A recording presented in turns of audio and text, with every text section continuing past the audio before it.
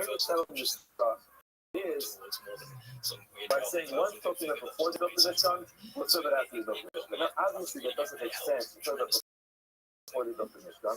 Look at Rashi. Rashi says, searching into physics and philosophy. Third line. Now, one of these cases they're talking about. But then a couple of years down the line, the east of old Hamid not to finish. But is when the Mitzvah is standing properly. But that is what Akar Shapirti crossed the Klai of us. Talking about after we took apart all those beams of the, what I should say, the of the Mishkan. But I am a definite. Now he said, when the Gemara says the word before the Levium erected the Mishkan, did not got allowed to have it. Doesn't mean prior to them doing it.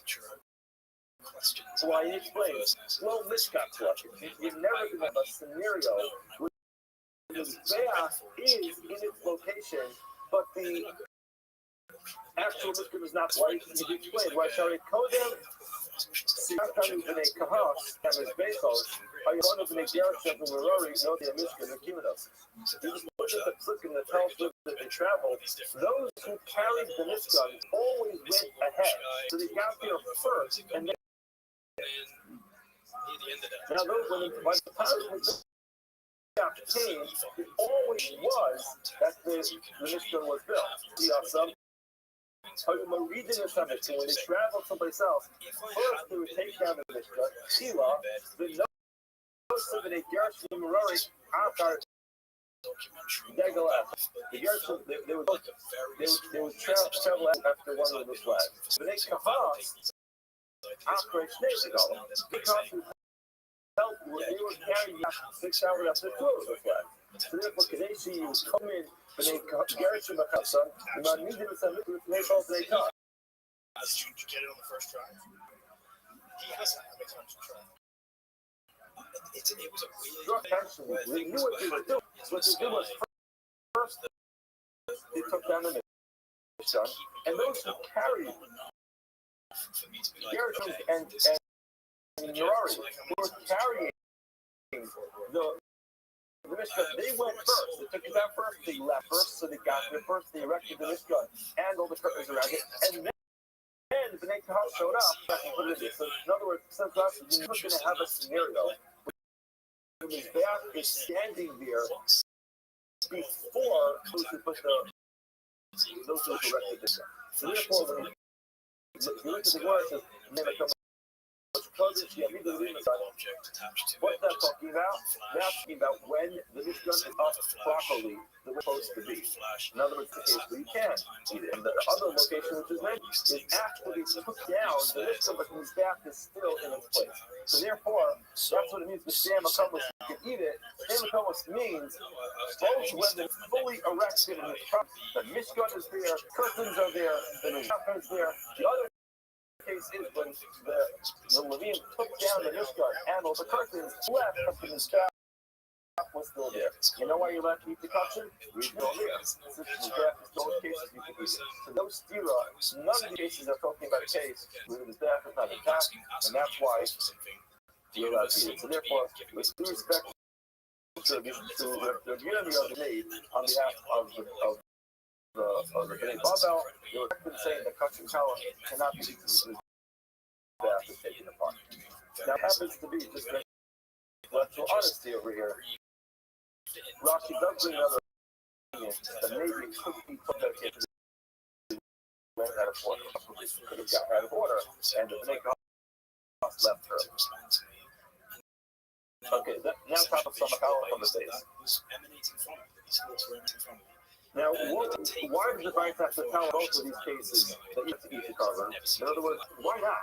The way we explained it, one case is where the Mishkan is fully erect the way it supposed to be. The other talking about a case where the Mishkan is taken down, but the Mishkan is still there. So why would I think it works? Now is the same. I would say it's so the carbon becomes disqualified with soul yoter, as I mentioned before. Like the Mishkan is not there, the curtains are not there. The Mas Malan with the is, even though the Mizbeach is not there, the fact that the Mizbeach is there is enough, and therefore you let it bring the cover. Part doesn't hold on. Who said? Maybe this may be qualified over here. Amar Kron, more answers. It says in the Nasa, Ohel Moed. You travel with the Ohel Moed. Now, what's it called while you're traveling? Al Pisha Nasa. Even though it's all packed up, it's in the back of the truck, it's packed up in this wagon, it's stacked up in a pile. And therefore, there will not be qualification of Yosef. It's still an Ohel Moed, despite the fact that it's packed into its carriage. More now goes on. Amar Huna, another discussion. Amar Huna Marad, Mizbeach Shilo shall abide. Mizbeach that was construction zero was made out of iron. Now, it's just important just to understand what it built. The first Mizbeach, they used it for 14 years when the mission was in Gilgal. Now, after they went to Eretz Yisrael, that was one of the Eretz Yisrael.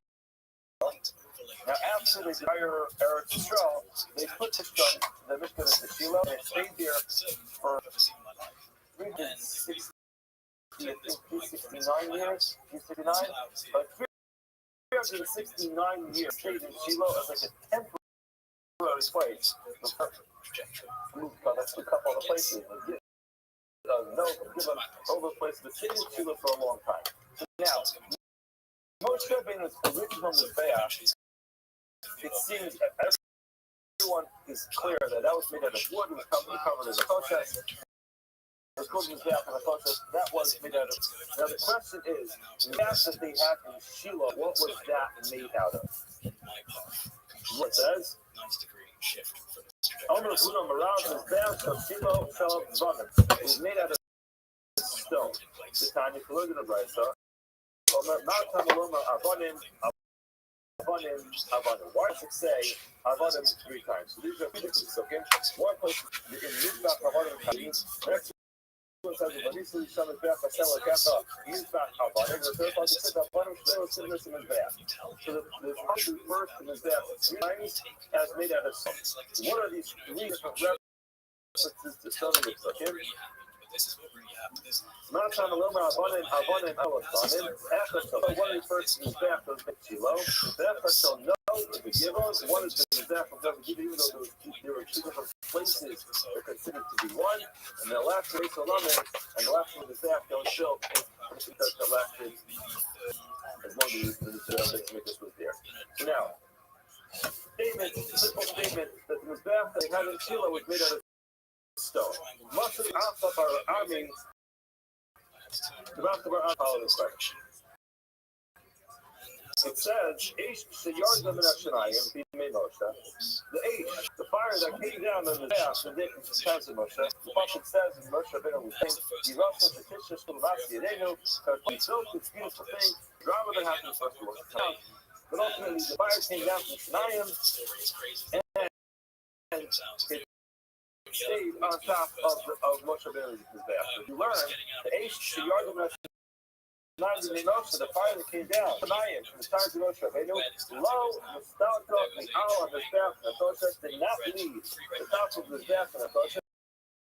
Ella B'Milch until the days of Shlomo, low nostalgia out Shabbat and after the fire that came down at the times of Shlomo, David took Manasseh ultimately destroyed the Mizbeach.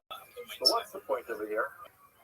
In Esau telling you that it's true. That was built in Shiloh after 14 years was made out of stone, made colorful. Clearly, the fire has to be transferred from one place to the next. So the fire left the process. And the new fire was built, it was lit. On top of this new Mizbeach. Mikara, who's calculated, the Gemara says, Udom Merkassin, that must be going for it. Not the entire of it. Omer was in a process. The half of Shiloh was made in a process. Kolol, it was hollow, from Mali Avanim, and it was up with stone. So that's the first paragraph. The first paragraph, see that this opinion is not sure what is made of. But not the way you took on, or not the answers is different. He says, my will itself, what does it mean when it said that the fire that came down in the days of Moshe Rabbeinu never left, it means Lotus Staka Livatala. What Rashi says means to behave the Tela in his bath and above the Gabas. It didn't become entirely extinguished. So what was it? In other words, it was nostalgic, it did go away, but not entirely. What does this mean? Nagi, what does that mean? Rabbanan Amri, Viva Havre Ham Mishka. So what this means is, the Karabik Shari Makirin, Al Shalom. The Eish Shamayim Samazach and Approach who Munach Shah. That's one comes with this fascinating idea. Throw out in the bath and look at protest. And they kept it. Now they built a new. That became Moshe Rabbeinu's Mizbeach.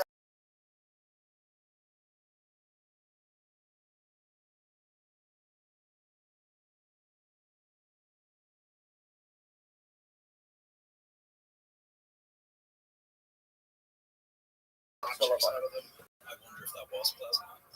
The Papa says, the fire was kind of like a gas. The fire would jump from one place to the next. Bottom line is, it's true. They had a brand new Mizbeach. It was made out of stone. They built a new Mizbeach for the old one. It was maybe too small. They ultimately built it in the Mizbeach, and the fire stayed on the old Mizbeach. The old Mizbeach stayed right there adjacent to the new Mizbeach. Some say fire would go ahead and jump from one to the next, and according to the way that the Papa explained it, it was a guess. Sometimes we're here, sometimes we're here. Okay. Now also, another point about the Mizbeach. It's all of the Agayla. During the ultimate the exile, a sea full of Dalit Amish Nazarim, the Dalit Amish in Hamayr. What they did was, they made it an addition. They added an addition to the Mizbeach, and we talked about the addition to the Mizbeach for quite some time.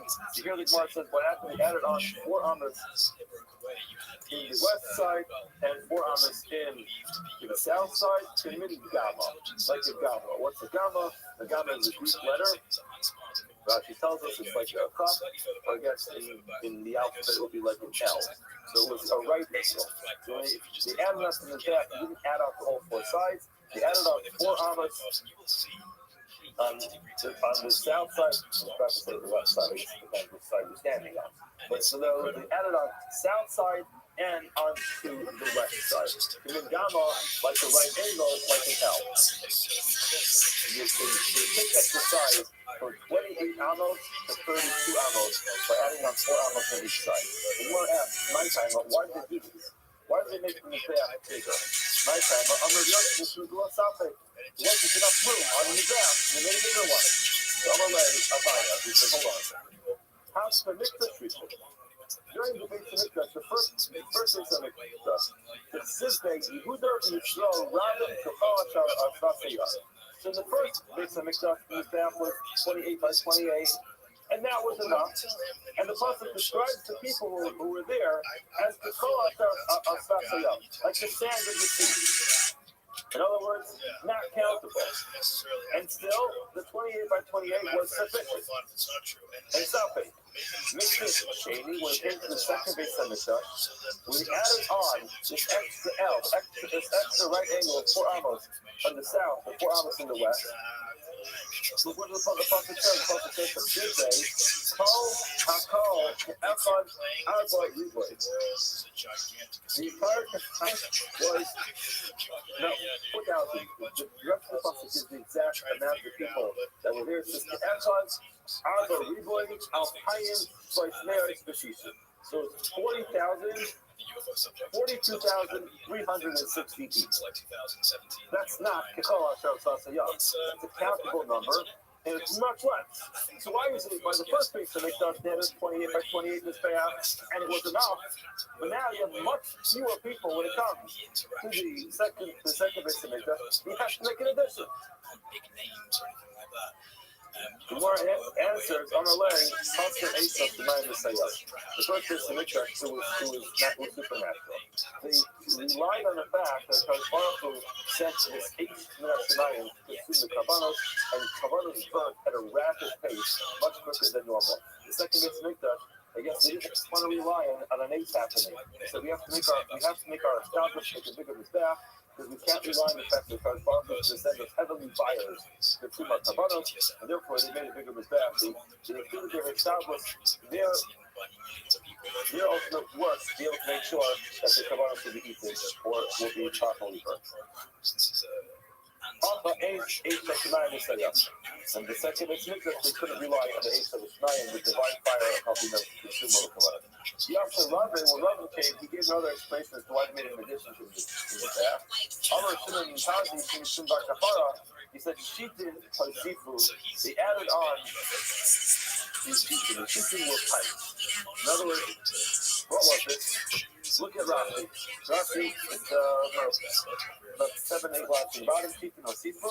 Karen Maravis Duromish, Pasifu Lamatzka Lugaro, Ulamar. They added on to pull the bath to the south and to the west. Why is it some writing the Naskin Mitzakin, Pinamina the Masjid? They have these wine libations they pour under the bath. Look, come on. They throw behind the Kamin bar, totally gets to the bath. And then the Pramamara, he has this, I guess, this little pit that was dug next to his bath. For also Zavis layered on the sucker of the choco, the yard of the bath to reach the choco himself. During the first place, the Mishnah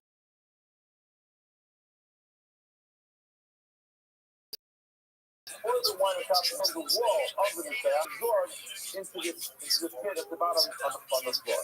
The second is the Mishnah, the Haim Kultu Otzar Bar with coat on the mizbeach, for also the covenant connection, Rosh Mizbeach, there in the stuff in the top. What would they do? They stretched out the mizbeach to cover this area, and they drilled a pipe inside the mizbeach, and they pour the wine libation directly into this pipe, or to this funnel, and it goes straight through the mizbeach into these dishes. So in other words, instead of having wine spilling over the side of the mizbeach and running down the mizbeach, and then going onto the floor, being absorbed into the floor there, they stretched out the mizbeach to cover that area, and they drilled all the way through the mizbeach, and they poured the wine libations on the mizbeach. It went straight down through this pipe, right into that dish, and absorbed into the ground, and didn't make this huge mess anymore inside the base. So the more wants to know,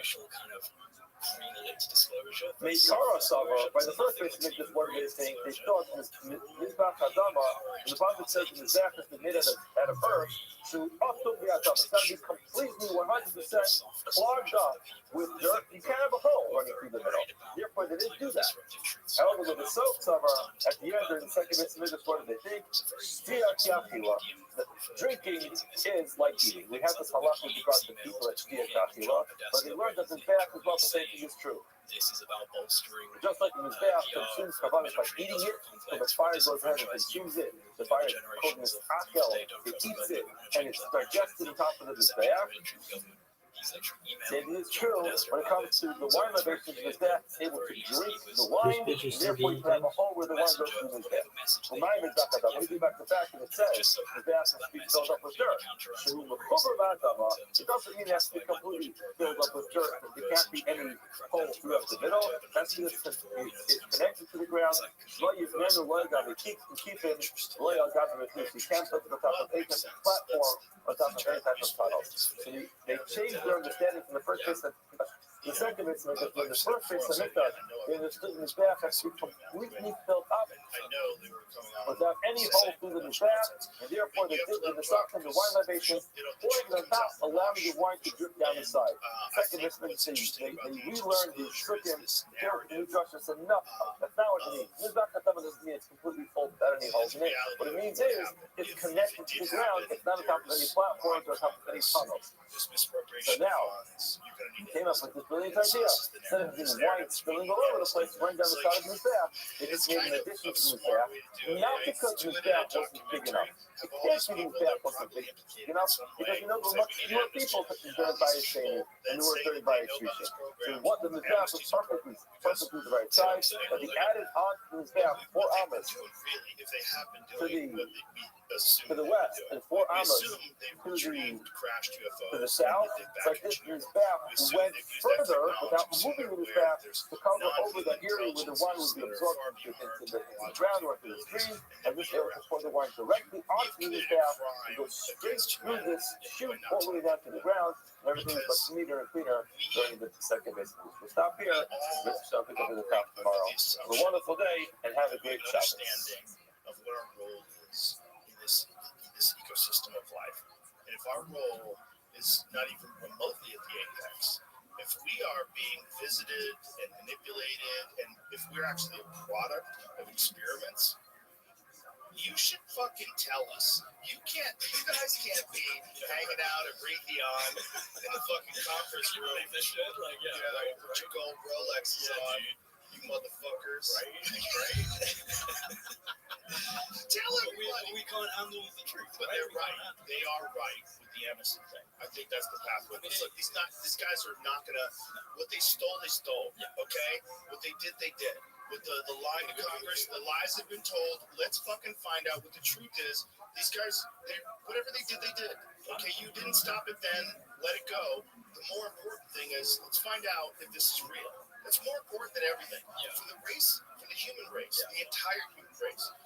And for science and technology, to have all this stuff locked down like that and not allow the great young minds that are coming up right now to have access to this is crazy. You're wasting one of the most valuable resources that we have in secrecy.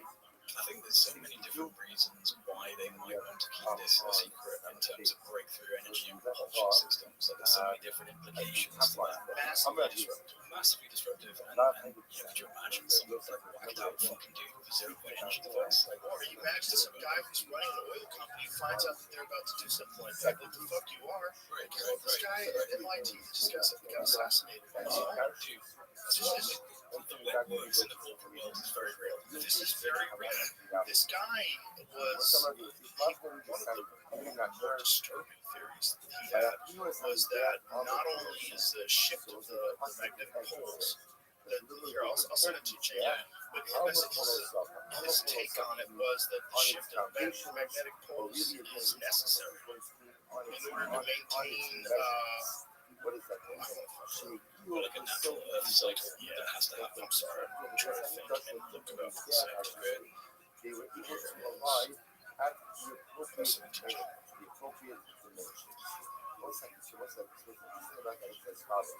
Which is that sounds like we are looking at. Sorry, dead air, folks. Okay, so it says the last of the wide lines on time. This assassinated MIT plasma scientist warned that Earth requires periodic magnetic reversals to sustain its field. Interesting. No reversal equals no dynamo equals the magnetic field dissipates. The last time this happened, this says Noah's flood. So, this guy has this, is that not Loki? The Earth's magnetic field was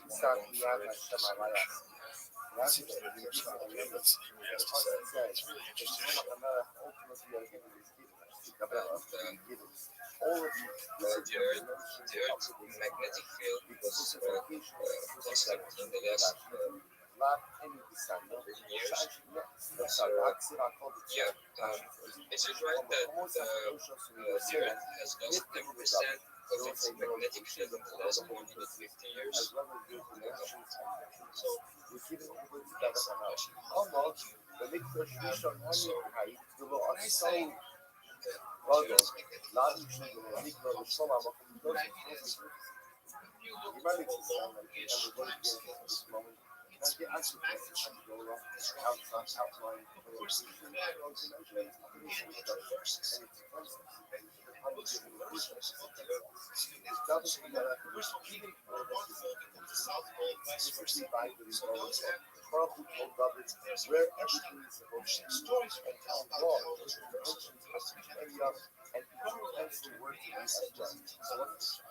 Ama diyorsun ki kura aşağı.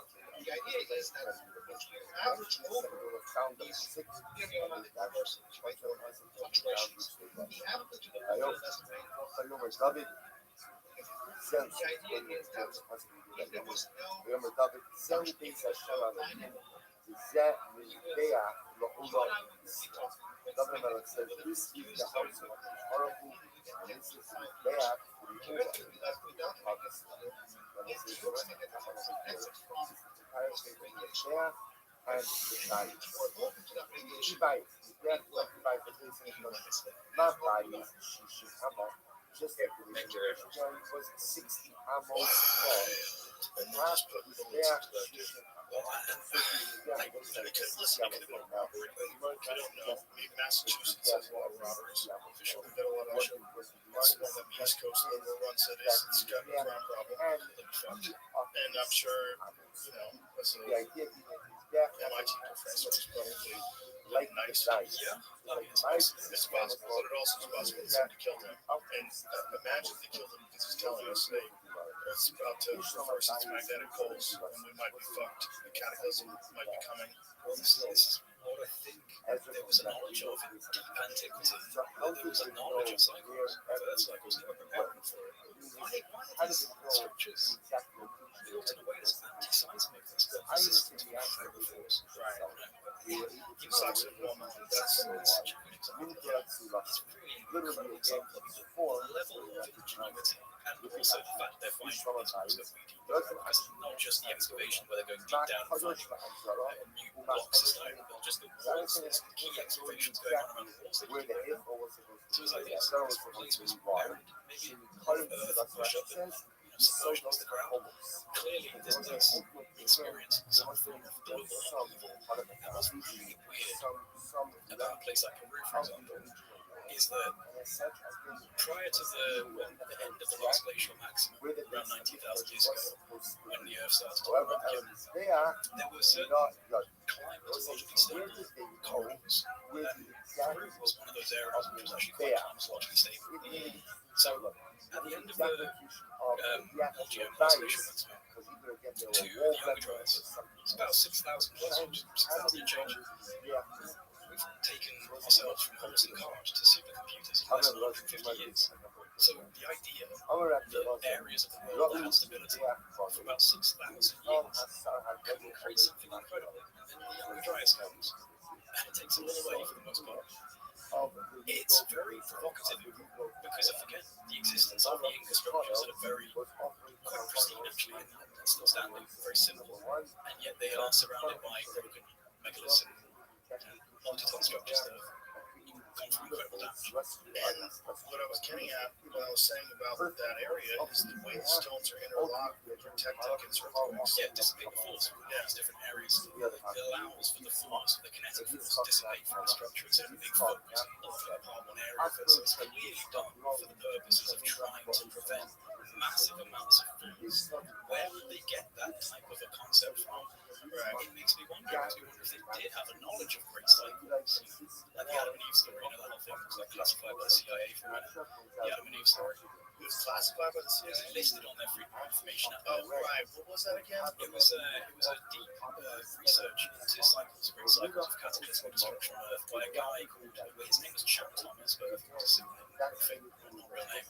And he actually had at the beginning of it like a series of people he listed without whom this book would not be possible. It was like, you know, top 5-star generals. It's like, okay. So, you know, this guy had the, you know, Chuck Thomas, the Adam and Eve story. It's all about this great cyclical cataclysm that does take place every, was it like 12,000 years or something like that? And that the ancients had a knowledge of this. And I think that this is something that we will probably begin to realize is that somewhere in deep antiquity, there was a level of knowledge that is very contradictory to what we understand. I think places like Peru, places like Egypt, and others, Malta, Quebec, Tempe, of course, it's become very probable that there was something before this. When you see the spikes of the Earth's temperature, you see those ups and downs, those glaciers, those warming periods, like, is there a uniform time in between those spikes? In terms of, Is it like predictable? I don't know. Is it like every 12,000 years? I don't think I imagine it's not Lasts for about 12,000 years. I'm gonna Right. probably not, but this is again, this is one of the things that people like, conspiracy books say they're keeping this knowledge. Yes, there are 12,000 year cycles, and we are just not big enough to know that knowledge, but That's well, so they have models of patterns, exactly core samples, science, but we do know that it's never static, and we do know that there have been these periods, and they do look like a strange graph. It's not a flat line, like it's always crazy. So like what is causing these dips and these rises and these weird periods that seem to be rhythmic? You know what I'm saying? It's not like there's an immense time of heating and a small time of right. And then no, it's it's like the heartbeat of the planet or conscious entity. Producing conscious beings on top of it. So I wonder about everywhere except by the kind of elements to the planet.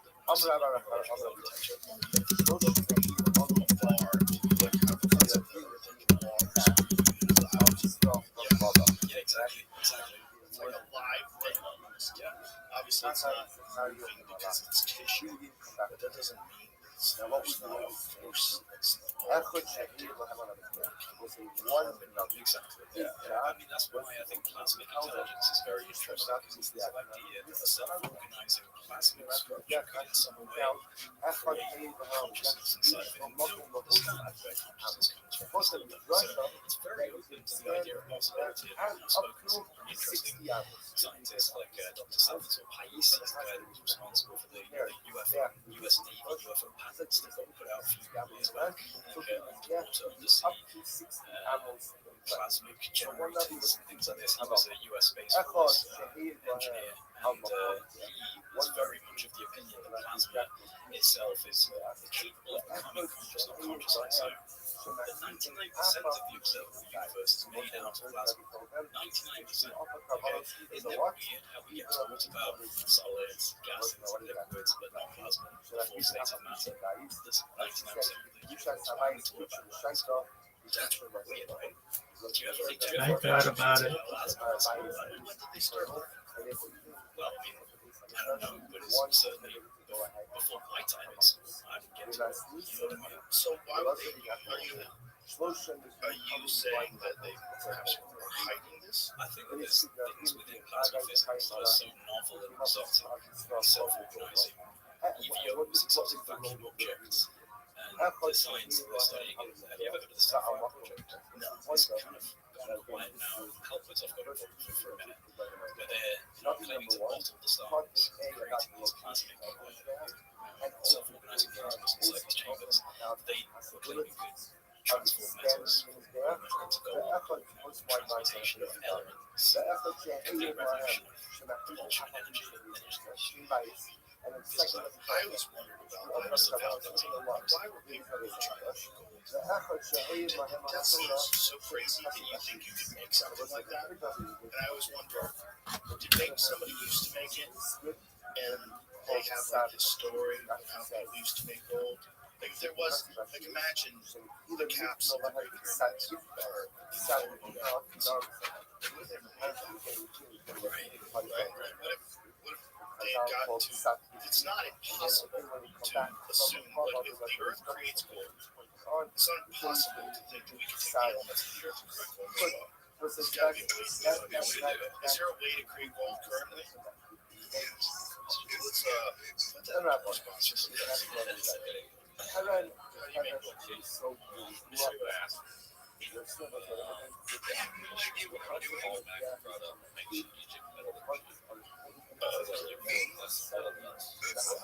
There is some earth, air, fire, and water, and you make gold. It's spread into Roman texts of the Islamic 8th century. What'd you say? Gold plating is maybe what they're getting at. I don't know if that's unless they were trying to create. What'd you say, Miss Aquarius? Also kind of personal quality of the soul. Are you sleeping? Always necessarily meant as a physical thing, turning base metals into gold. It's more about turning you, base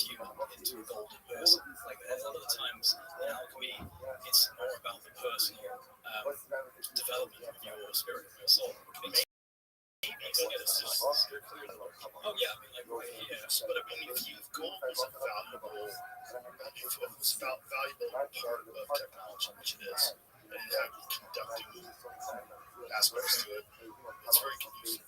It's very good at conducting. Yeah. And you can make it modern methods. Particle accelerators, externs, large hadron collider achieves by slamming lead nuclei together in near-miss collisions, generating intense electromagnetic fields that eject through protons from the lead 82 protons to form gold 79 protons. Gauss experiment detected up to 89,000 gold nuclei per second during the lead runs, totaling lead runs, totaling 29 picograms over years, trillions of times less than needed for physical amounts. Oh, that's amazing. Trillions of times.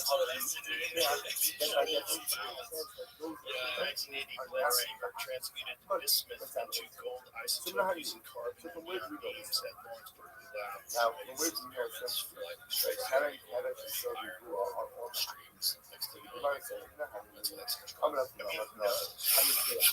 who knows what they figured out? We should be able to ask these questions. It's certainly fascinating that people have been obsessed with the possibility of making gold. Obviously, it's because gold is rare and very valuable, but here's the question: why is gold very valuable?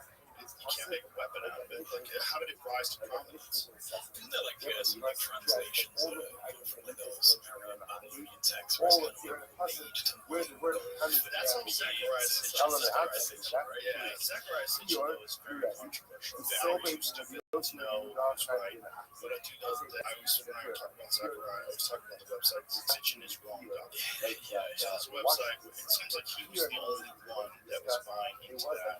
And yeah, when I talked to Wes Huff, he doesn't even think that Zachariah Sitchin could actually read Sumerian. Just guessing. Well, I mean, I don't want to disparage the great man because he's not with us anymore. But he might not have been totally honest, or he might have been convinced. Some people just become true believers. Yeah, no, for sure. What he's saying essentially is that he tried to learn Sumerian recipes many different times. He's brilliant. He's like, I couldn't figure it out. I couldn't do it. Now, obviously, there have been translations of Sumerian. There are people that can do it. It's incredibly difficult. And it's also apparently not related to any other languages. And it's so ancient, it's weird. And then the cuneiform, so it's like, good luck, right? Good luck figuring out what they were saying. I know it is. It is incredibly complex, and the only people that really know are the people that are that deep into it that they can read it as well. And they don't seem to agree with it. But at the end of the day, whatever was going on over in that part of the world, they had a lot of discussions of things that came from the sky. They had a map of the solar system, which is very a 5,000 detailed map of the solar system of all the planets, Jupiter, Mars, Earth. So what's that? What's that? It's this giant monkey glass. What's like, what's that? Yeah. Why do all these dudes have wings? Very typically dismissed as kind of like, it's just intellectually driven giants of power of galaxy. There's a lot of references.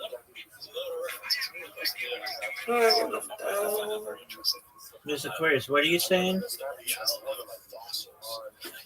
the reality of all the things that die that leave a fossil, right?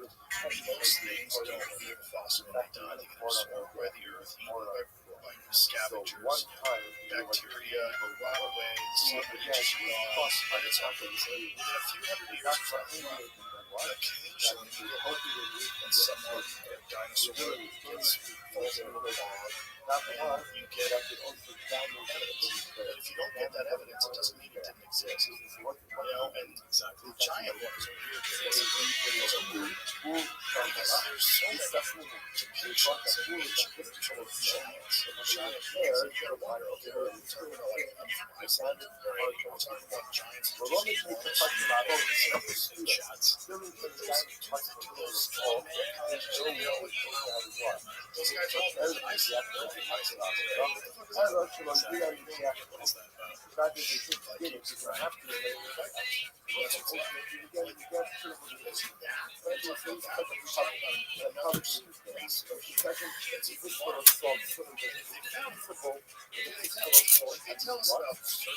Tell us about them. So similar to us. Tell us about similar to us.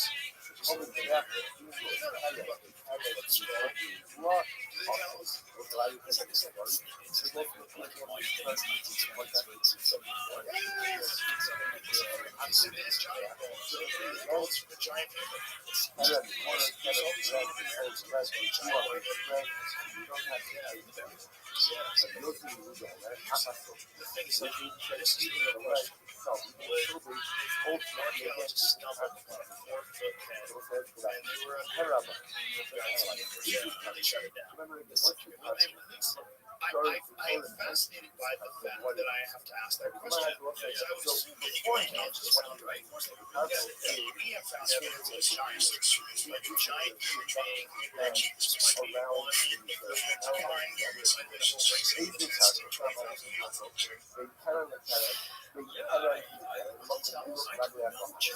that's what's weird is we don't know if they're timeless. Well,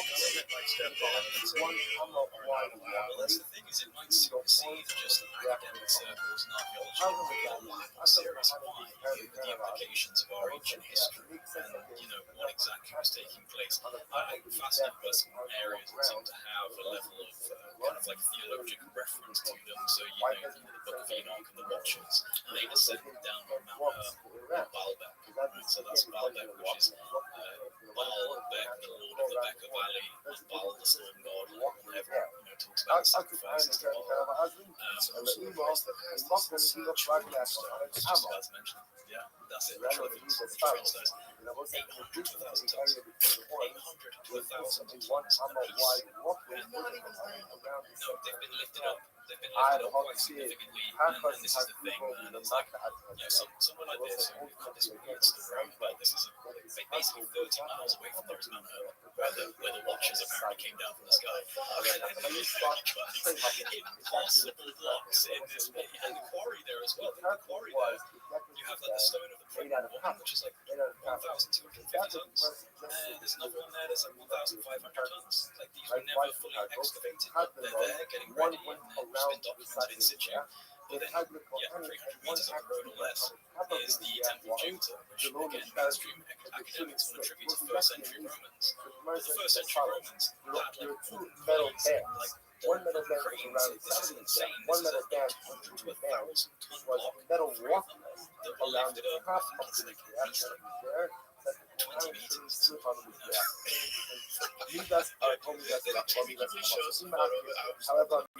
Especially if you find one with a human being standing in it, Corsetti, if he's like, this is a great one. Like, it's phenomenal how big these are. It's so crazy. It's so crazy to think that they use some sort of stone tools, fucking stick tools, and pulleys. Is this a way when you got it out of the quarry? How? Well, and then, that's different. So that's related to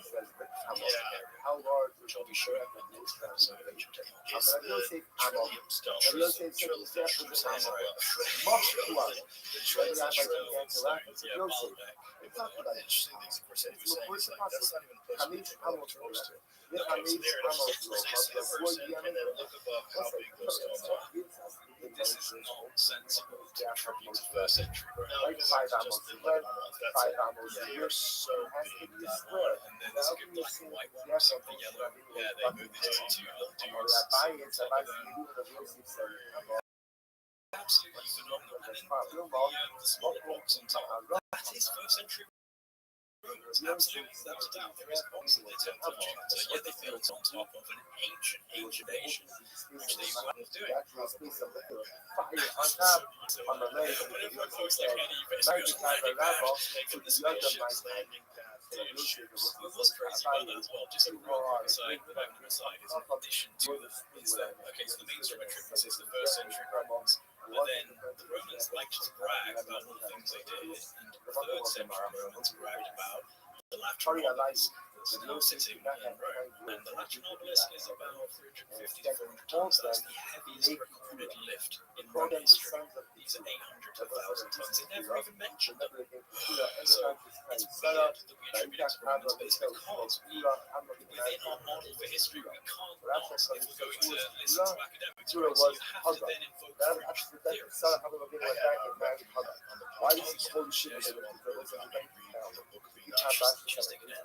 Oh, yeah, she's taking it. No, Yeah. she's all over my face. You are sons of Abraham, about Zera Yitzchak. It's hard to But when I started reading it, now, you are like Abraham. If they had, because it really is was rabbis, But yes, also, it didn't jive with the you're not Torah. like Right. Zera. So they said, no, this You are was not great. crazy. Father's Adam, but you're not That's what we're talking about. Listen, which is another way of saying be different. Meanwhile, that is in the same area of Qumran, written down as Isaiah. So all these things that are included in the Bible, that's that. So I'm saying, why are we ignoring some of it? Like, that's really crazy. Why ignoring stuff that seems the most kooky? Again, I think that there's probably maybe disagreements because I mean, See, obviously you're Jewish, right? You're supposed to have like, it's not very, very soft. council of Nicaea and different censorings and changing of the Bible. Personal issue can be something as simple as just someone who personally does not believe that. So that's bullshit. That's not the way to answer it. But I love how at the beginning of the Bible said there were giant times and the times before. Anyway, moving on. Never mention it again, like in any sort of real context, something like David and Goliath in a few situations. But I'm starting to wonder if there was a giant race that was on the table. The Native American depictions of law. Yeah, there's no way too many stories of enormous men. Now, Their history, their tradition, her name was Lucy. I'll be like, you do it, Sid. They yelled out, until you're wrong, he says, so Sid, so Lane, they told them they can Mexico. So that's 22,000 years. So imagine 22,000 years ago, if these things were a real thing. How many of them have found? You haven't found any bones of humans from 22,000 years ago in North America, have you? No. Right? So why? They were sitting in front of them learning Exactly. and they weren't saying, they weren't really If they really do have a giant down there, purposely messes up a I can imagine if why is he so upset when he got to say that? Why did it say that? it's like the history version of Area 51. you see a fucking head the size of this table. It all That's what we deal with. That's what we have. Yeah, you gotta kill them all. Maybe. It totally makes sense. Why would you let that motherfucker live? Right.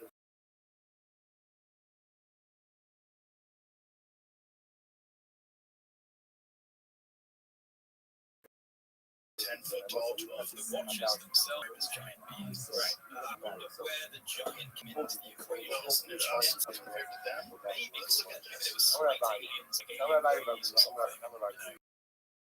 Look at the description of the Nephilim, how they destroyed everything. Yeah. Like they created this thing that consumed, destroyed everything, including mankind. Like, that's how it goes. And also, like you're saying, mankind. Like mankind, what are you saying? Are you saying aliens? Like, who wrote this? Yeah. Like, it's mankind. For sure. I bet you're not saying man. You're using an ancient language to describe whatever the dominant force was at the time that's writing on the staff. What are we talking about? Yeah. This is Watchers. They made it with humans. So what are they? And they created something that destroyed everything? What? So, okay. What is that? What are you talking about? It does not sound exactly like humans. Like, what do? We fucking destroy everything. We destroy everything. We light things on fire. We suck all the fish out of the ocean. We throw garbage in it. We are so destructive. We're so consuming. We're one of the only animals that dies because we eat too much. Right? We're one of the only animals. On this planet.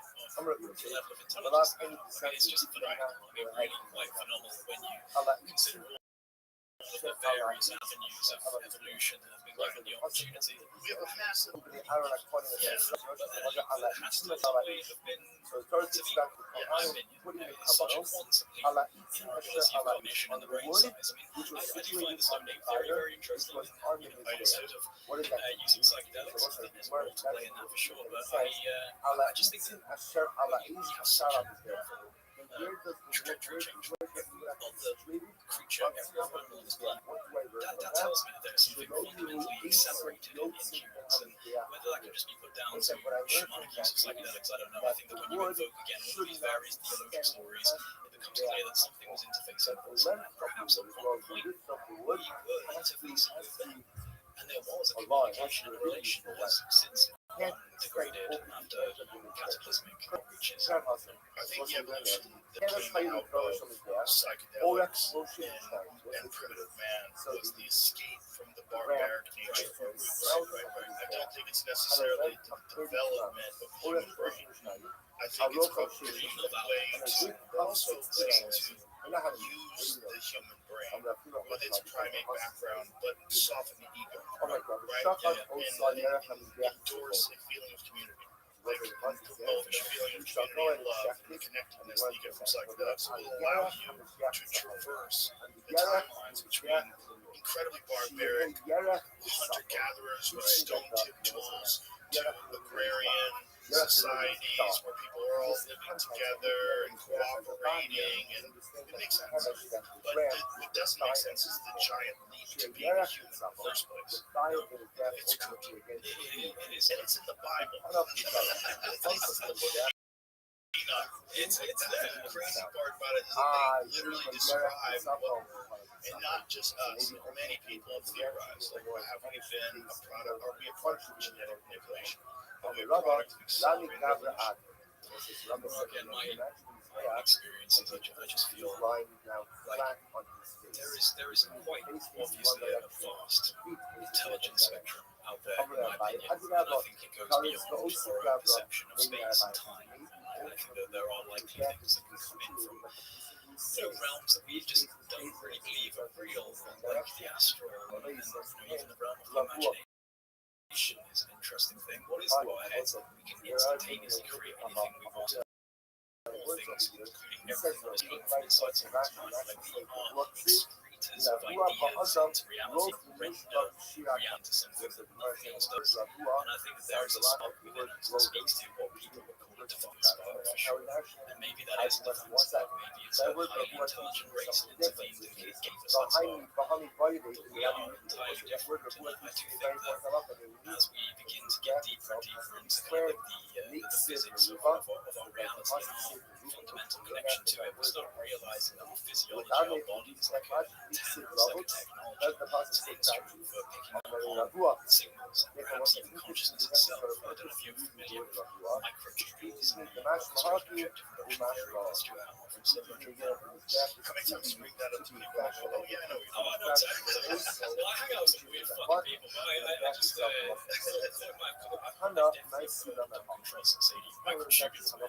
Yes, microtubules. That's why I did an interview with an anesthesiologist called Stuart Haveroff, and him and Sir Roger Penrose developed a model called the orchestrated objective production theory, or COA, looking at microtubules, which are these tiny little structures inside our neurons. And I forget the exact metric, but it's something ridiculous, like 10,000 microtubules per neuron. So it's just this incredible architecture of these tiny little helical structures that apparently are so small they interact with quantum vibrations and fields. That's how fine and tiny they are. And the reason I bring this up is because I think that we're getting deeper now with things like the ORCOA theory into looking at the structures within humanity that actually seem to be receiving nodes or receptive nodes for energy that could then be translated into consciousness. The whole idea of are we generating consciousness from our brain, or are we receiving consciousness and we're just a conduit for it? Yeah. Well, I think the evidence is getting a little bit more clear that we're a conduit.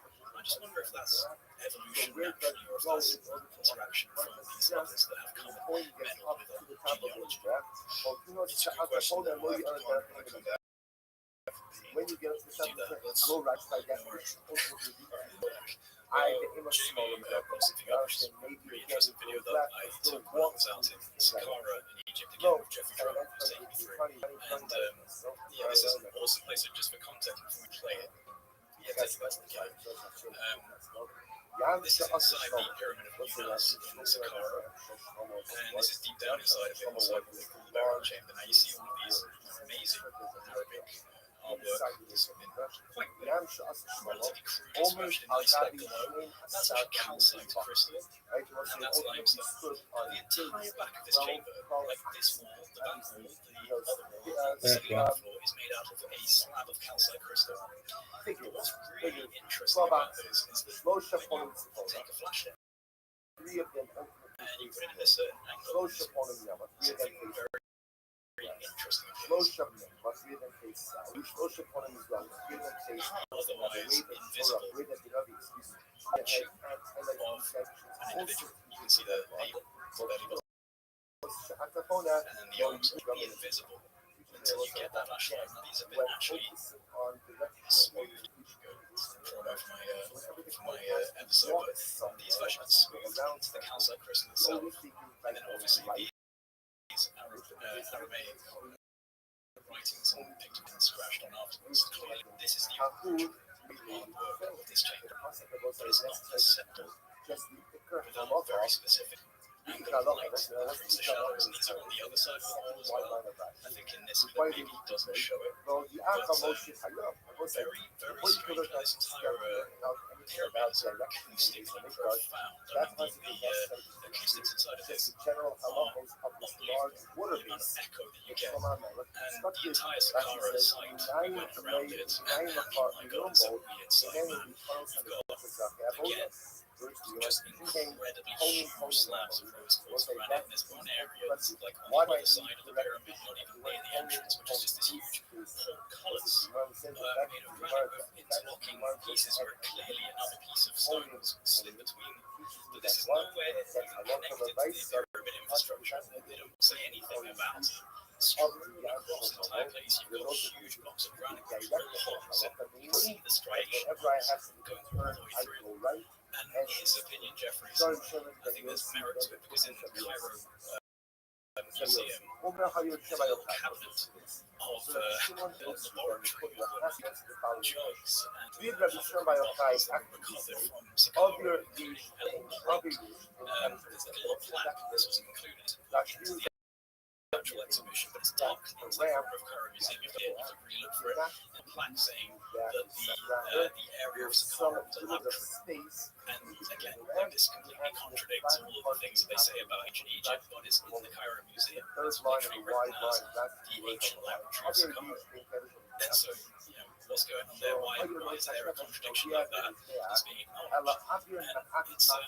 And it's truly just an incredible place with these shadow figures and the acoustic resonance on the side, the rose granite. So why do you think that it was originally these carvings were in the wall and then they wrote on it afterwards? I think it's just another case of a later civilization coming across an incredibly amazing place and then carving on it. Maybe they didn't even see these figures, because you have to have a very specific type of light to actually be able to see them and to get it at that angle. You can't tell by looking at it that there's some variation. I mean, you can see when you actually know you look like anything is like really hard to perceive. So maybe they didn't even know that these things were down there when they went.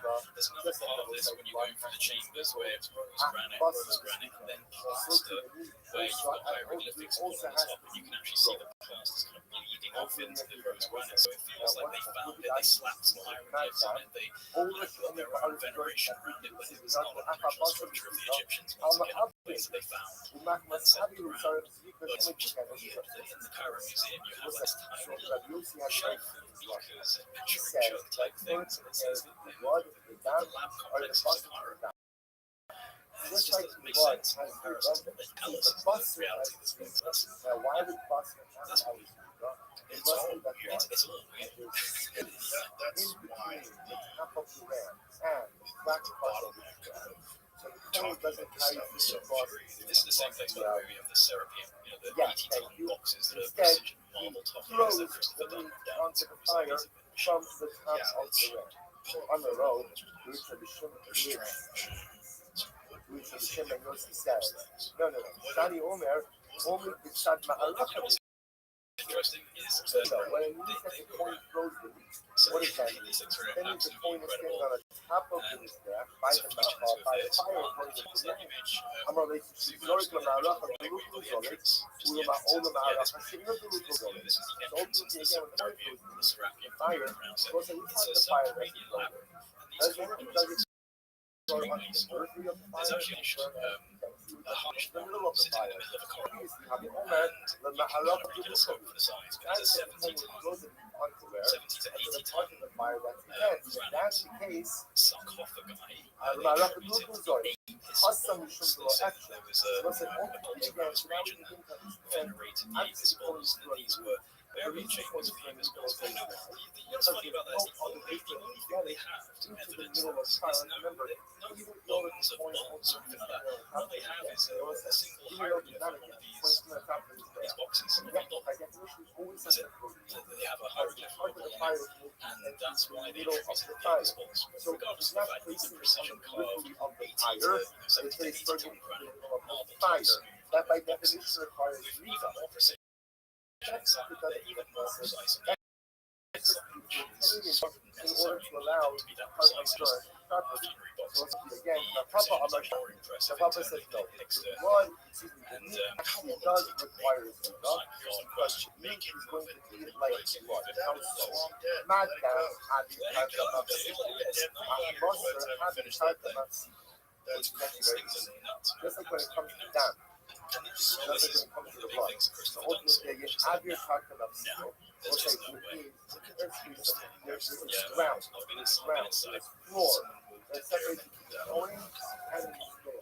Right? What's the number that the coin is not, doesn't Yeah, and again, like, you know, just just blood like on the sprinkle. it is. As a definition of And also, if you've got an image where the shine of light ground and someone's leaning on it, him. on And like yeah. the So right side, Basar, Abir so talked about many of these so to us the boxes themselves are ultimately so again, precise that the Abir actual talked about writing is extremely crude. grand It's been or scratched on. round, It's basically but just been it's scratched also on. A lot of them that is kind also of feels like, going as to a have lot of these and pharaohs did, separated. they just went and slapped a cartoon shot in my opus. This is mine. So And so, you know, we're going to see the exterior tomorrow. contradicts the advancement of the actual box itself. It doesn't make sense. There's only one penny that's actually 3D, actually carved in. That one actually does make sense, but these ones are chickens. It's just been scratched on, of course. So which is right. Again, why Which is is it one that of the case? We're going to have to discuss why.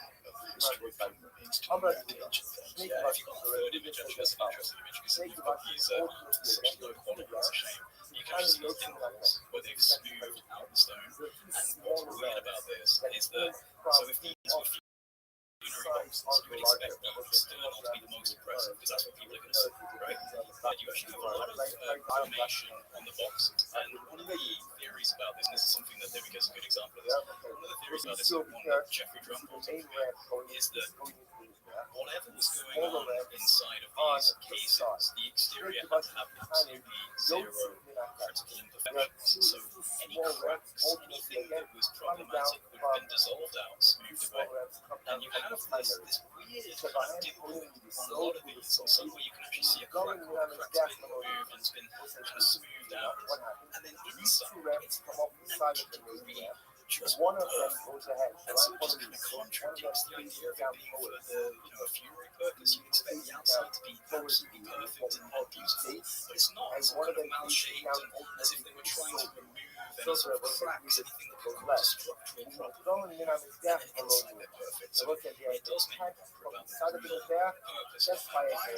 so you're not exactly Just there. didn't have a need Why to is finish that? the top of it. Because Because there wasn't finished. was an ultimately again going to see Profound. And then you have others that have got these big dimples in there, where it just they can't looks like actively they were trying to there. remove was not anything that stopping might there have been to pick up an aircraft like damage to the structure. Obviously, this is guesswork. Right? The premise of that would be to keep it from cracking. To keep it from cracking all the way through, I just find it very interesting that the inside is more impressive than the outside for something that's meant to be, you know, viewed as a funerary box for Right. An enormous funeral box. an enormous funerary box. Does anybody have a wacky far out theory of what they were actually for? I mean, there's always some. I mean, one of them I find interesting is the idea that it could be like some form of like a sound bath, like like an isolatory chamber where they would go into and have like some form of experiences. All right, well, so good morning. Good morning. Let us begin by thanking all of our sponsors for this Wednesday today. Our Talmud response for the month of Cheshvan, Stephen Perry Zinn, Rabbi Steve's father, Albert Zinn, William Stephen Times, upon the rock on the occasion of his 20th yard site. Our Dr. Young sponsors for today are Alan Sarah Steinberg, and the Sfosa will continue before Shalem of Fort Shulamis, Hannah Bas Sushal. And our Dr. Young sponsors for today, Holly and Michelle Strug, and of Holly's grandmother's 23rd yard site, Esther W. on the rock. We are about Talmud Torah, all of the nations now, we are all the families in the book, all those who need Rav Shabbat, together, cold, they continue to shout, so us upon all of Klal Yisrael. With that, let us begin. Today's Daf Sanach, we are kicking off in Yetz Hashem, on Testament Page 59, the Rabbi Yossi, the Gomer, Zera Shabbat. 2, 4, 6, 8, 12, 13 lines of process. Remember, just reorient ourselves for a moment. If you remember again, we had three machlokes. The Torah said that Halacha L'Maisa, when Shlomo HaMelech built the Beis Hamikdash and built the Mishpeach, so the Gemara says that the Torah says that Bayom Ahu, on that particular day, he went ahead and he was Mekadosh. So the pasuk says, Bayom Ahu Kiddush HaMelech es Tov HaChatzer Asher Lifnei Beis Hashem. So literally the pasuk says that on the day HaMelech consecrated the Beis Hamikdash, he sanctified the actual floor of the Beis Hamikdash. Okay, so the Gemara says that Halacha L'Maisa, is it literal or is it not literal?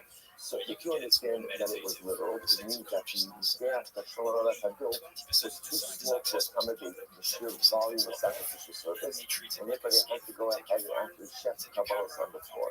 Another opinion says, no, that's not what it means. What it means is, when it says the Mizbeach is too small, it's a metaphor, or a euphemism, I should say. So whose Mizbeach is too small? Moshe Rabbeinu's Mizbeach is too small, and therefore Shlomo built a new Mizbeach to accommodate the new level of carbonic value. Why not just say that straight out? Because it wouldn't have been nice to explicitly say that Moshe Rabbeinu's Mizbeach was too small, so if you remember again, you use the midget metaphor, just to indicate to us that sometimes, again, you like to say something not straight out, first, a little bit of a belt. Okay, so let's say, so that's our ongoing money. So Rabbi Yossi, the Gomer Zera Shabbat, to go to the Gomer. So the Yossi was Zera Shabbat, is what's remembering again, both things Zera Shabbat, again, next to that, and Zera Shabbat between the Beis Hamikdash of the Cheskel and the Mishkan of Moshe Rabbeinu. So remember again, we saw also the Mashal is the vision of the Cheskel, thinking about the second Beis Hamikdash. The third Beis Hamikdash, let's call it the idea right now that it's second Mikdash, and therefore it's like Rabbi Yossi, the Gomer Zera Shabbat, Rabbi Yossi on the same thing as Zera Shabbat, to go from he's ultimately understanding it to apply to the height of the Mizbeach. The sign as we learned, the Shalosh Amos Komaso, the bucket 7 the Rabbi today. So the pasuk says, just to read through the pasuk in its entirety, Mizbeach, I say Shitim, Mizbeach out of the case. So what Kamish Amos RF, 5 Amos in length. The Chamish Amos will have 5 Amos in width, 4 in depth, Shalosh Amos Kamaso, 3 Amos in height. Most remember again, just also our terms, what Moshe Rabbeinu wrote was called Mizbeach, and of course that's like the exterior Mizbeach that was used for animal sacrifice. What Shlomo wrote was called Mizbeach HaBanim. By the way, now these pieces of information come together. Why was it called Mizbeach HaBanim? Why was it called that? Because remember again, a couple of days ago we spoke about how the Mizbeach itself was actually formed. With the smooth stones, right, and then the pitch, tar, pitch, tar, lime, and plaster. So pitch tar is one thing, right? Pitch, tar, lime, plaster, right? Combination, sorry. Molten lead, thank you. Right, poured together over the stones to form that comprehensive thing. So interestingly enough, so remember, so the pasuk says over here, by the Mizbeach and the Poshes, these are the dimensions. Shalosh Amos Kamaso. Context, some of the Rabbi says, quite literally as it's stated. Yossi is like this. Ne'emar kan Rabua, it says over here, It says over here, ultimately again, by the Mizbeach, ultimately using Mizbeach HaChisha. The other Mizbeach, the Moshe Rabbeinu built Ravua, that is square. The Ne'emar Lahalon, and ultimately again, it says by the Mizbeach HaPnimi. This is the Torah's Mizbeach of Moshe, Ravua, square. Ma Lahalon, my boss, listen to this, very interesting. Ma Lahalon, go for Ishnayim Ke'archol. Just like by the Mizbeach HaKolas. Ultimately, the height is 2 times the length. Afkan, so by the Mizbeach HaKitzon, Afkan Ishnayim Ke'archol. So by the outer Mizbeach, ultimately again, ultimately again, the height, by Malagopo Ishnayim Ke'archol, so the height is twice the width, twice the length. So by the Mizbeach HaKitzon, the height is twice the length. And therefore, ultimately again, that would make the Mizbeach HaKitzon 10 amos in height. Okay, so I'm going to do it. I'm going to do this. Good parenthesis. Actually, let's say, here's the problem. If the Mizbeach is 10 amos in height, right, so that means the coin is sitting on top of the Mizbeach 10 amos in height. Extra coin only on top of the Mizbeach, but above the Yadon, the Kala Amrono, so Nibachos. So if that's the case, interestingly enough, then Allah said that would mean that when in Mishkan, when the coin was on top of the Mizbeach, he was standing above the curtains which surrounded the Mishkan, which then would mean that everyone would see the coin being the apple. So what's that? So I'll just point out something very interesting. So see yourself, so what? So what's fascinating, remember again, is one of the elements that is so core and pivotal to the concept of avoda, the English primarily as well, is seamless. There's a sense of privacy. That's think about this. The holiest day of the year, on paper, the holiest Boda, holiest Hakadosh, holiest, yet amazingly enough, who sees it. Which if you think about it, it's the strangest thing in the world, right? Shemikis Jumbotron, you know, like everybody should see this, right? This is the most inspiring thing in the world. But Elamai, there's a very important Muslim that sometimes the most dramatic spiritual peace should happen in a modest, unassuming, non-public way. It is natural for people to want to publicize their spiritual accomplishments. And by the way, there is a place for publicizing spiritual accomplishments, right? Because remember, again, if you guys know this comes up a lot in Tzedakah. Like, Tzedakah has these two competing motifs. On one hand, there's the highest level of tzedakah is to give in private, right? To give, and no one knows about it. But there's a competing value, a student value. That's to make sure that your tzedakah is public and well known. Why? Because it encourages other people to give. And by the way, this in general is the dynamic by spirituality. That on one hand, I'm supposed to be private, I'm supposed to be someone modest in my spiritual accomplishments, but I was up to figure out when, by sharing those very things, I could encourage others to do the same. You know, there's many examples of this. But for example, a seer, right? The reason why a seer is so incredibly important. Because what does a seer do? We all know this. We've all been to seeing. What does a seer do? How do you feel when you leave a seal? Don't say buzz. Right. How do you feel when you leave that? You feel like I'm ready. Give me tomorrow. Right? I'm absolutely ready to do this. Right? I'm ready to accomplish. That's the power of these things. So yet, so I'm sort of point out this notion of engaging in spiritual activity in a more modest and non-public way. Ultimately, becomes really something. So the idea is that everything that happened in the coin did was done in private. So therefore, the Gemara says, here's the problem. If the Mizbeach, now we'll talk about the Mishnah. If the Mizbeach was really 10 amos high, that would mean that when the coin was on top of the Mizbeach, everybody could see him on the outside. Why? Because the pasuk says,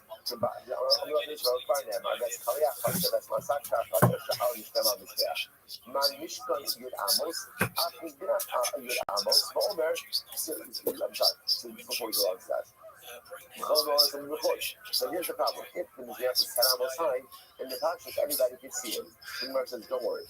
I'm going to be able to say, no, don't worry about it. Look, my man, that's Kariach Pacha, that's Masach Pacha, Sha'ar Mishkabar Mizbeach. There he is. Yo, dog. Is gold still better than silver?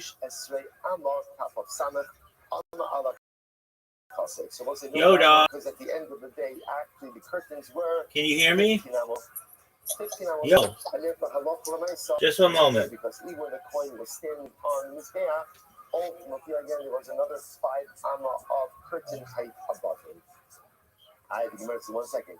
Here's the problem. Umat hamul lomar hey amos. But why does the pasuk seem to indicate that it's 5 amos? Because the pasuk says, "Ora kafatzer mea ba'ama, lokav chamishim b'chamishim, v'kol chamesh amos sheish mashazar." The problem is the pasuk seems to say that the height of the curtains was 5 amos. So how do you reconcile that? It's very interesting. Misvas mizbeach ulam nala. What it means is we're measuring from the top of the mizbeach and above. The curtains were 5 amos.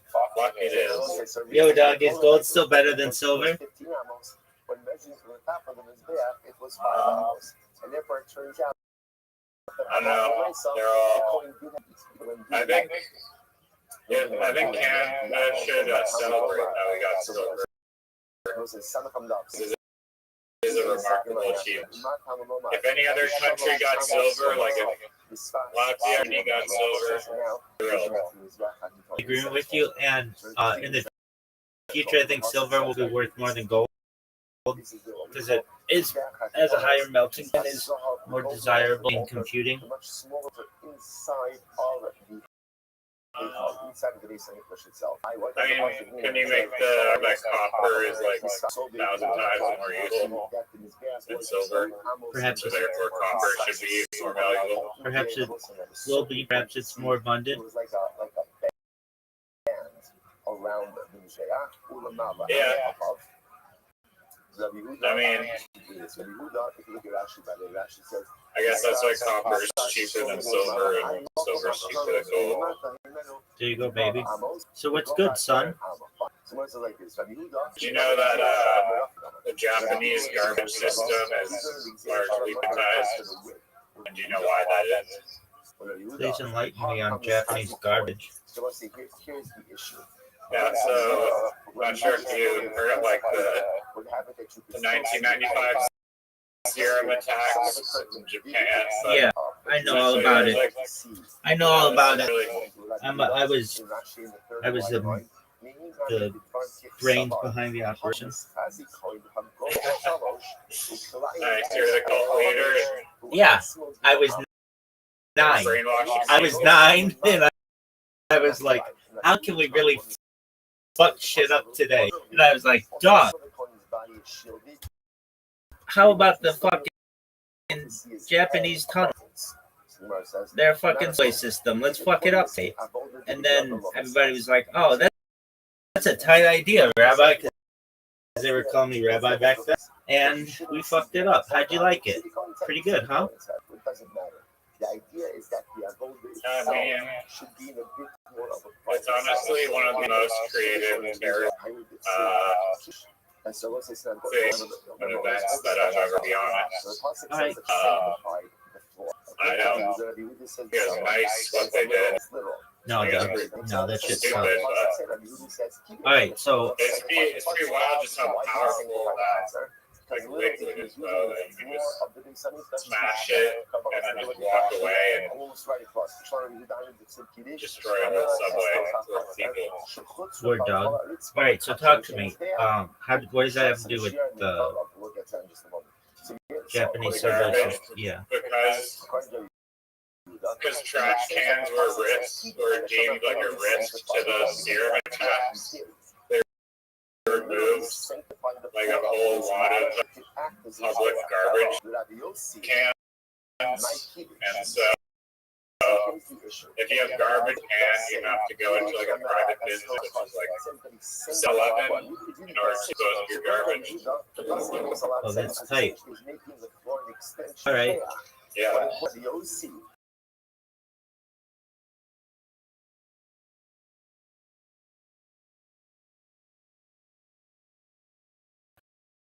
Speaking of garbage, Right now. My dog. all right, so maybe one of these days. All right, so here's my question for you, and it's a really important question, maybe one of the most important questions of all time. Did you know that Zoot is not performing comedy for the next 3 weeks or so?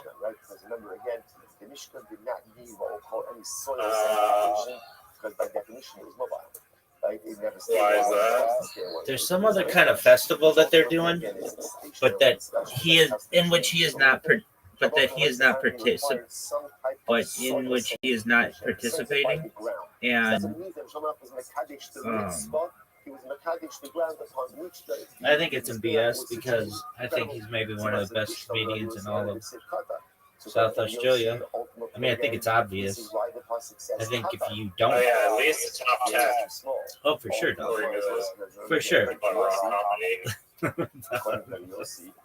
Right. Maybe I don't know. Very fierce competition in the South Australia. Hey, don't put down the beat poet. Don't put down the beat poet. All right, so this is how I genuinely feel, like in the deepest of my heart, that the people at Raw Comedy, dude, I'm just giving you this is. I would say this to your face as well, but they were sick of Zoot performing so often in South Australia, and they figured, well, if we make him a finalist, maybe he'll go on the road and we don't have to see him as much. What was too small? What was too small? Wow, zinger. Bazinga. Okay, so what's new with you? That was a pretty good roast. Oh, dog, I'm the king of roast. Are you gonna watch Kill Tony tonight? That show is garbage. So is your opinion on comedy. I still don't. I think most people would agree that show is garbage. No one. Imagine if I didn't send that to you, you wouldn't have like all these, your like main background noise. I sent you that background noise. What are you talking about? William Kill Montgomery? Tony. No, Kill Tony or William Montgomery is amazing. Okay. Kill Tony is, and I don't know. There's some funny moments in Kill Tony, I guess. It's his personal preference. No hate. No, you fucking hate that show. William Montgomery carries the show, but I don't know. There's some funny. I just find, I mean, I've already spoken my piece about that show. Okay. So he's actually very interesting. So do you think that you have a good opinion on Kill Tony, or do you think it's garbage like the rest of your opinions? Now, here's what I want to point out to you.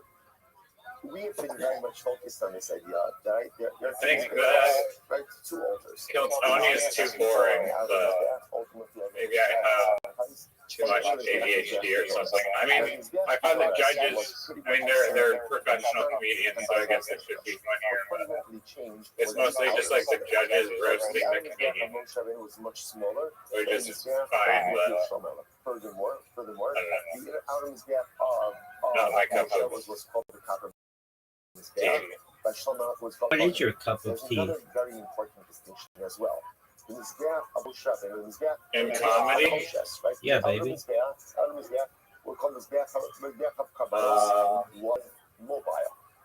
William Montgomery. Dude, you're obsessed with this guy, but that's cool. I mean, he is the GOAT. He's like, do you know TJ Miller? Nobody knows who that is. He's in Deadpool. He's also a very famous comedian. He does stand-up comedian without any movie star. I listen to his podcast. I think it's discontinued, but there's like 400 episodes. I love that podcast. I like a lot of people, I guess. Speaking of comedians, So He says, new ad marketplace. Yeah, dog. Let's learn out one item is gap, another item is gap, and that's compared the item is gap to the item is gap. So I think The idea, which I own 51%. yes. Yeah, dog. Of course I know. Yeah, I think the best way to obviously get that thing off the ground is you need, it's a little chicken and egg scenario because you need users and companies. Companies want users and users want companies. So basically you have to like partner with a bunch of creators basically. And it could be with payments for equity, and I get influencer comedians like maybe not Tony Hinchcliffe or the Tony people because they suck, but some good comedians like Trevor Wallace or William Montgomery, someone with talent, you know, get them to promote the platform, and then also find not just comedians, people, but like people who do 3D graphics or there's a bunch of different verticals probably related to advertising that you can target to a bunch of awareness platform and existence. That even if told that somehow there's a mechanism to sanctify the mikdash itself. That's a cool story. That's a cool story. So you want to milk me? You want to milk me for more great ideas or something? Must be done on this gap.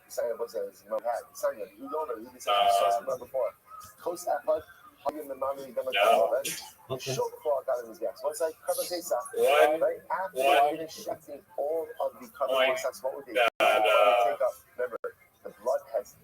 There's like a potential concern is having all these advertisements out could potentially change company's brand if say someone should do like Zoom, like if Zoom just does an advertisement with your company logo to it, and you just talk about how guys are starting out on sick babies, and that's why they should buy your new fountain drink or whatever. It's not going to like look good at a company, you know. So, do you have any solution to that to combat how companies might be hesitant for posting such an ad or content? Absolutely. They have a no Zoom policy. I think that's obvious.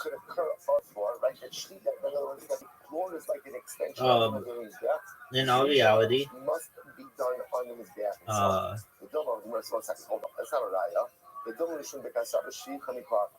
all advertising is good advertising. Perhaps. But basically, like the thought is, you're going to get that now. You get people who do that now, who put out content that a company doesn't like. I mean, do you not? Are you disagreeing? Yeah, no, I agree that people can use their free will to back their products in any way that they want, practically.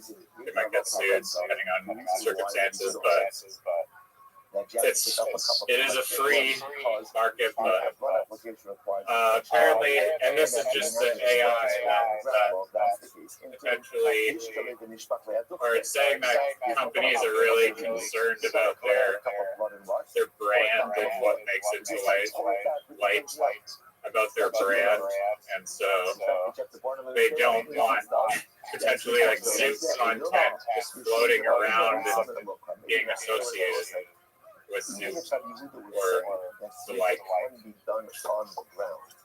Everyone will agree that what's the mitzvah. I think in the future Zoom will be just fine. It's not a riot, so it's just because at the end of the process of carbon Pesach, they're not going to promote it on their social media. That would just be some individual, and they're allowed to. People are allowed to do whatever they want. Just be telling us this is the mitzvah. This is the ideal way to do it. Okay, interesting. So I'm going to just want to point out. Yeah, no, disagree. It's just saying, like, just through the association, the issue isn't random slander. It's structured association. If a creator posts, here's my submission for the Coca-Cola content, and it's offensive, the brand is now contextually attached to the content. Large brands don't operate, technically we didn't endorse it, they operate on perception, for instance. Even if legally safe, PR cycles don't care about nuance. Screenshots travel faster than designers. Solution: require that public submissions do not use it with brand logos as shortlisted and like finalists. Require disclaimer language like unofficial submission not affiliated or endorsed by them. A rule that offensive editorial or policy make brand specific specify boundaries. The key is separating creative exploration from brand association. Don't let early stage chaos wear official branding. Okay. I mean, all of those are suitable options. I still think you could do it. Okay, you put something that's super offensive out there, TikTok's gonna ban them. You don't have to worry about Coca-Cola banning them. I guess.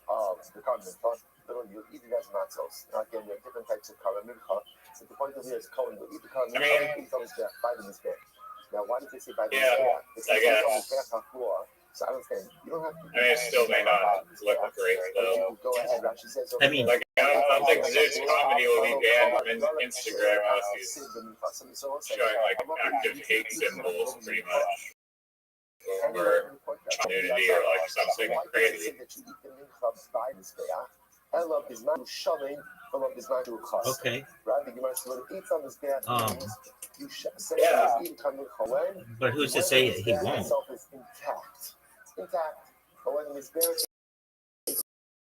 Not intact, it has been damaged.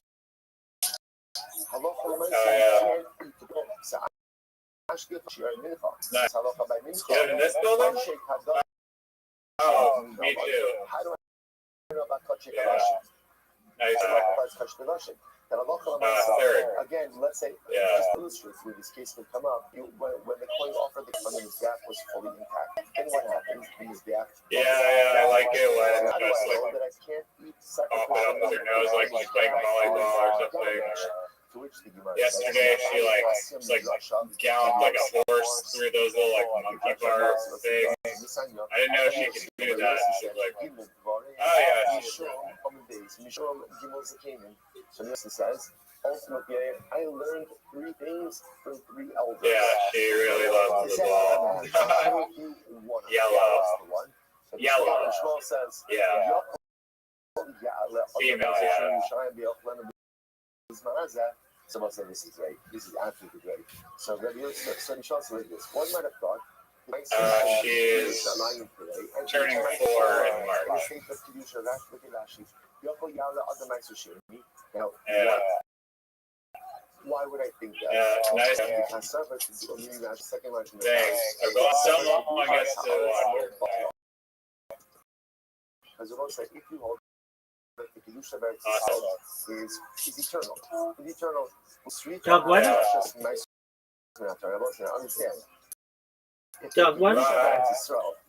Doug, why don't media for your dog? I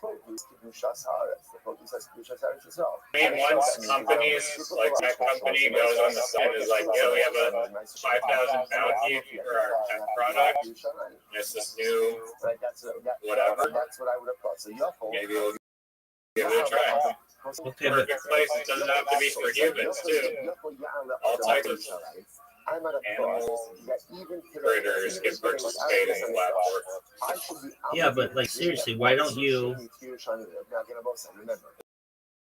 real answer is that it's like the Kedusha of the land. like there's just a lot of competition I find because anyone with a camera can take a picture of their pooch and takes a while probably to build up a reputation if you somehow go viral. I mean, did watch a video recently of some woman who had a TikTok of her dog. Like the person was like, "Hey, what do you do for a living?"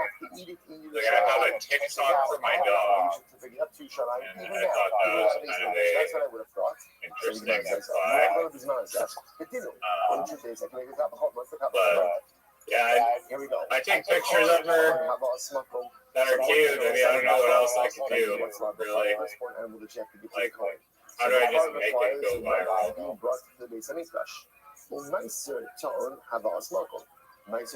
also requires being brought to Yerushalayim. Well, you just do enough of it. You get it. The issue, though, is with the dog. You know, all good things must come to an end, and dogs aren't permanent. So, what do you do?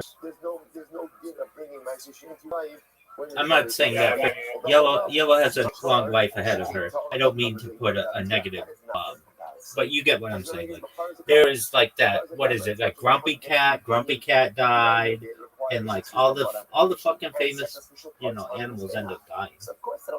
No, I think with AI, you make love with them forever, especially in, like within 10 years, you'll have good enough AI. I mean, that's another reason to not do it, is because anyone could just generate content with AI of their animal, and you're now just SOL suddenly. Or the brand. It's like, if you're a brand, are you going to pay someone when you can just use AI yourself? I mean, I think if you have a substantial following attached, then they'll be interested in it. If you don't have any following, they're not going to be interested in it. So they got a chicken egg scenario of whether you can build a social media account for your animals worth something to the company. So the pasuk says, but yeah, some lady just now that you're barking at me and we're talking to just came up and said she lives in my building and she enjoys watching me kick the ball around with Yellow and she's entertaining the watch. How hot is she? She was at least 65 years old. That didn't answer the question. I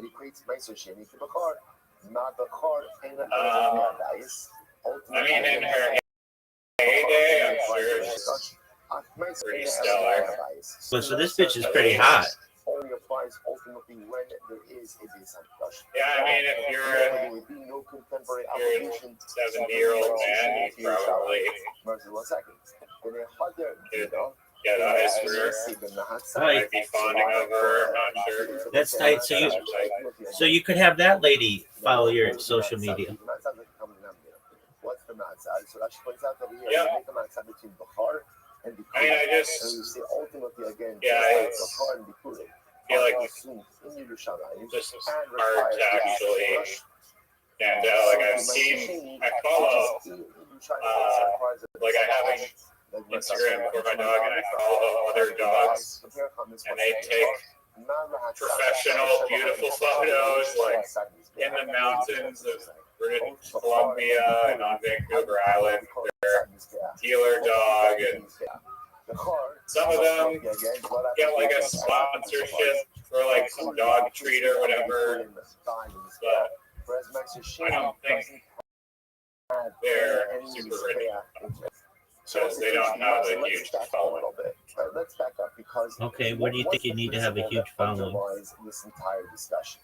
The underlies this entire discussion is, what is the status of the... I mean, if I knew that, I think I'd be a multi-millionaire with the world's greatest dog account. Okay, touche. That's what there's actually two discussions that... Okay, so what's the... When are you going to launch? I do think, yeah, it is a dope, it is a good, that's number one. like, idea that I never thought about before for the advertising marketplace, where a tech company or maybe they're a small independent company and they want to really cool ad put it out there, what is the status and of the harais? you'll find your match. It's like it's biblical kedusha. Cupid or whatever, or advertisers. Thank you. With always a mixture. So that's so Okay, that's I remember so kedusha level. So and that is notifications as well, which is can you offer up karbanos? Okay. What do you say? What am I gonna watch? No. What? Yeah, I did. But what's the name of the company? The name of the company gonna be? That's the most fun part. It could be that you could offer up karbanos. Yeah, I was thinking about this. You can't offer up karbanos. I think it's These are two machlokas. You see, like said the Gemara, my custom exactly do we hold? So you must kedusha rishon. I was researching like the psychology places and why they're named the certain name they are, and keep up different strategies. Of course, one strategy is just like, do you know the gambling site called Prize Picks? So everybody knows that. Yeah, so it's just simple alliteration, and it is a description of what the company does. Basically, distill the two words on some level. I mean, they could call it gambling picks or something maybe more specific, but it's just called Prize Picks. Doug, we've been through this. We've been through this. Alliteration is worse than rhyme. Make this bitch rhyme. Go pro. It's actually like this. If you hold that halacha, when the face of I mean, Amazon doesn't rhyme as the most successful, largest company on earth, practically. Facebook doesn't rhyme. There's a lot of examples that don't rhyme. Amazon just means like super, like Leviathan level, like massive, and I guess kind of some other things as well. And it also starts alphabetically with A. But yeah, you can make it called something with ad, like ad real ads, or something with the word real in it. Glad ad. That's it. Glad ad. Like, Glad ad. We got a winner. What? I just said the winning name. It's over. The contest is over. Glad? Yeah. Glad ads suck. Yeah. Her name is Glad. It's actually the best name ever. I think that there's also, just like one syllable words like Uber can work. But that's two syllables. That's two syllables. Or sorry, Lyft. What's the law in such a situation like this? And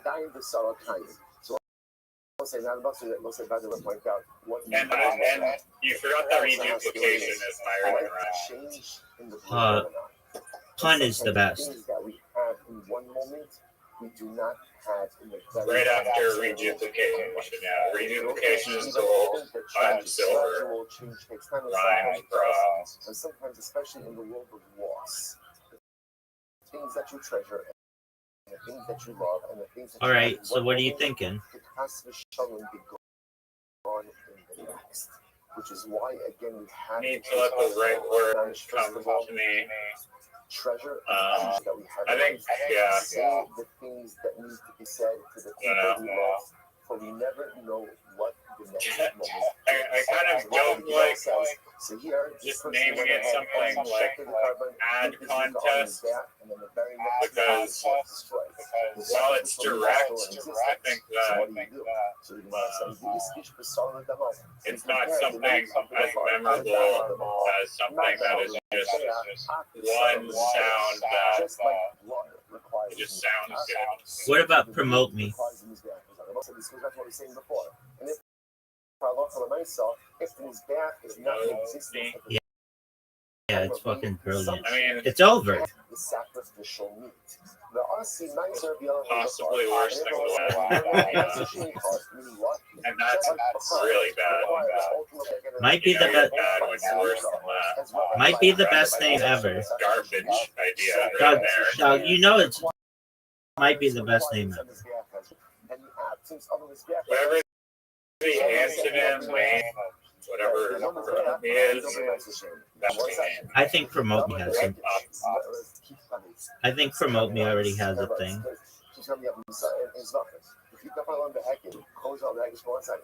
I mean, also using something like word win or prize or loot or something to that nature apparently psychologically triggers dopamine from people that are reading the name because they're like triggered to think that, okay, there's some, I'm gonna win something now, like lottery ad or whatever, lottery something.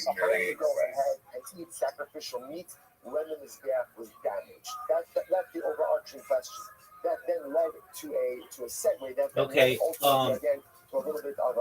What about Clip contest is not terrible. that? Sucks. That's the worst name ever. What about ClipCon? What about AdCon?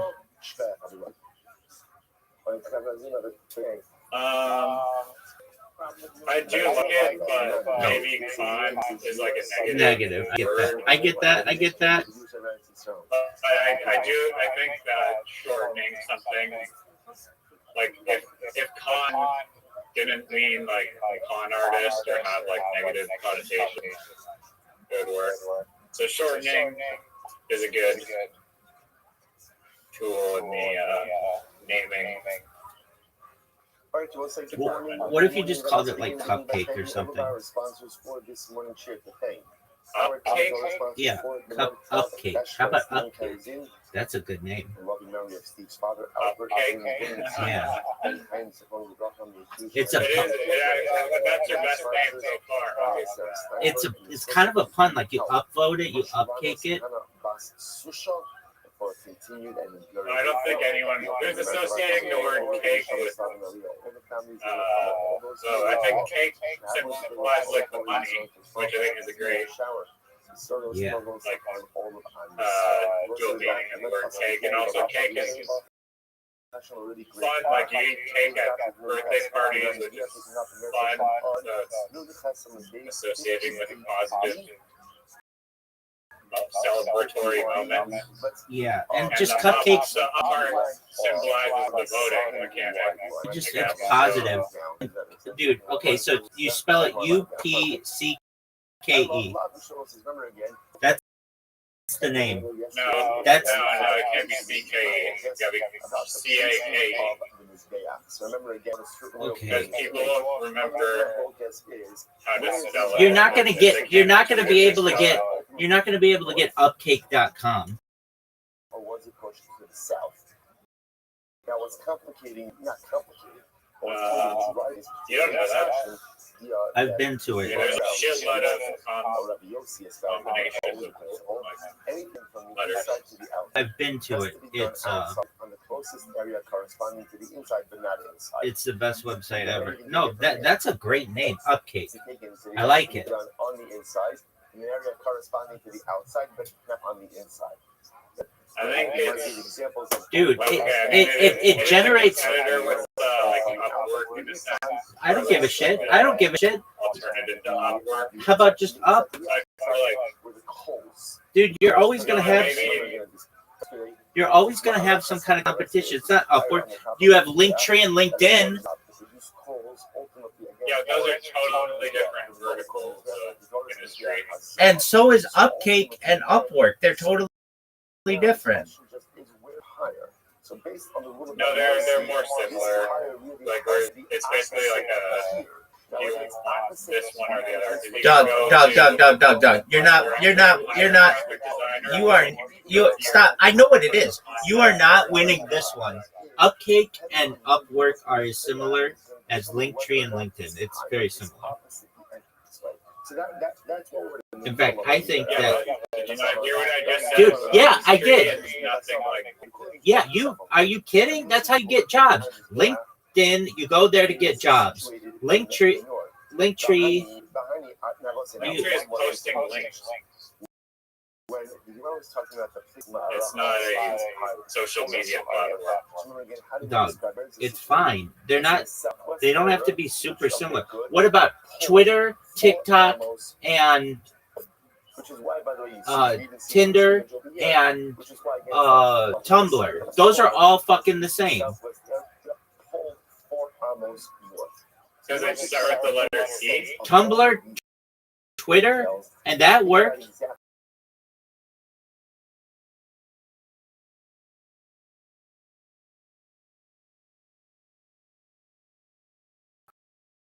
And they were basically very similar. YouTube and YouNow. YouNow is exactly like YouTube.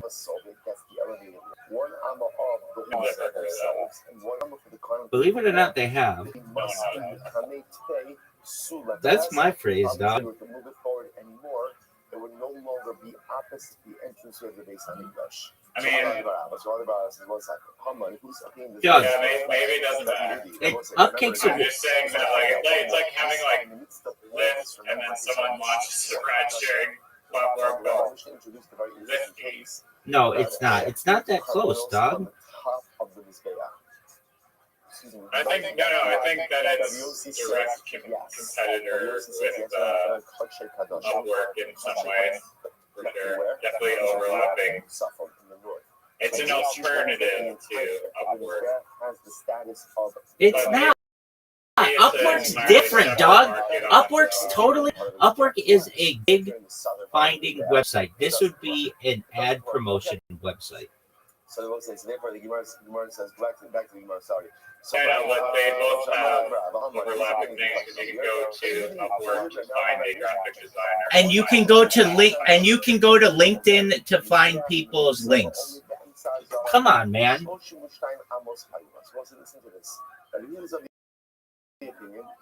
You're overthinking this. You're fine. The name of it is Upcake. No, I see where you're coming from. Totally. He owns a center actually further down, and how this works. He says essentially also just you see center means when he says center, it means this middle part of the mizbeach would be a line up entranceway over here. That's what center is in this context. So the Gemara says as follows. Upcake is the cutest name. Except obviously we're struggling to find our good picture media, right? How do we share these images? Does this I think one of the great parts is yeah, I mean it almost every other day. Doesn't really explain it at all. That's fine. It doesn't need to. It doesn't need to. I mean, all the other stuff that's like promote weed and that kind of shit were taken 30 years ago on the internet. You're not going to be able to get any of those. Well, Upcake is already taken a card. Yeah. Chicken scratch. No, it's perfect. Is it taken? You could get up.cake. There's a lot of overlap. Not much for today. Like there's a lot of overlap. Just beautiful. So a URL that no one's gonna know how to Dog, just get up. We get big enough, you can buy upcake.com. Started Facebook. It started as thefacebook.com because Zuckerberg couldn't get Facebook. One of the byproducts of being frustrated with our picture massive. So just pointing out over here, when Rabbi says that the mizbeach is in the center, just so you see this picture, if you look at it at a distance, it looks centered, but it's not centered. So center would be a real deal. That's already taken. Is your deal That's already taken. Is real.deal? Is real.deal? Everything regarding the word was taken. It was taken 30 years ago. Dog, Upcake is the name. It's perfect. It's super cute, man. It's centered in the middle of the Azar. Now watch this. I think it's okay. It's good. I don't think It's better than anything I've heard out of you. 32 amas by 32 amas. I remember, doesn't Mizbeach have to be 32 amas by 32 amas? It's the That's best. the greatest ad marketplace of all time. That's number two. That's the silver medal of this bitch. Upcake is one. The greatest, the greatest social media platform of all time is number two. Very funny. Very, very funny. Remember again, when we speak about the entrance of the Beis Hamikdash, there are two different. Are you proud of that humor? There's the entranceway to the Heichal, which is the entranceway over here to the Beis Hamikdash proper. See, I learned from the best JPs. Which is the entrance to the antechamber, which Taught me everything wider about than the entranceway to the Heichal. He's your humor mentor. This is like this. The middle 10 amos of the Mizbeach corresponded to the 10 amma entrance of the Heichal. Beautiful. Yeah, well, do you think there's anything that AI coding tools could not develop for this website? No, it can do it all. You have an additional 11 amos on each Yeah, I'm side. gonna put it to the test Also, someone did leave me in a few minutes and we'll see. Someone left me I don't know. As long as it can do like the Google sign thing, I'm sure it can even do like anti-bot spamming detection and like all sorts of shit. So, We're done. Maybe I have to link it to some GitHub or whatever. this image with just a little bit more depth. I like that to be thank you. All right. So Upcake's the name. Beautiful. It's a wonderful name. Glad I don't feel 1% of Upcake. Watch now. This would be fucking funny.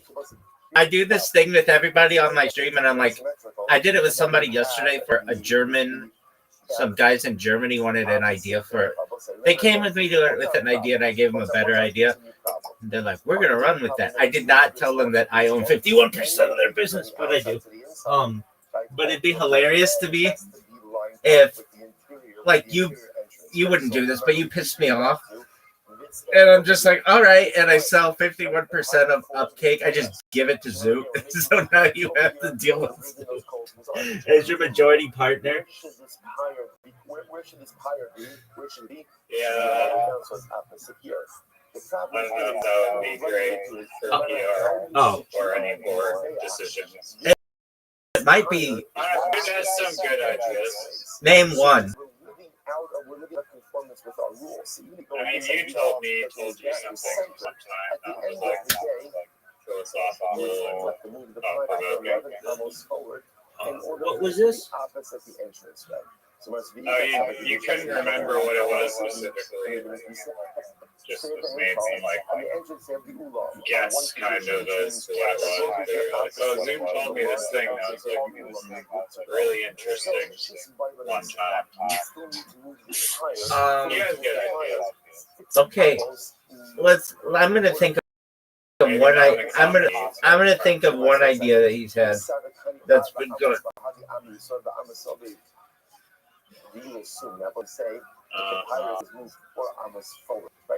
Oh, did you know he came in the other day and was like, did you know the other day, like a few hours ago, did you hear Bonnie Blue's pregnant?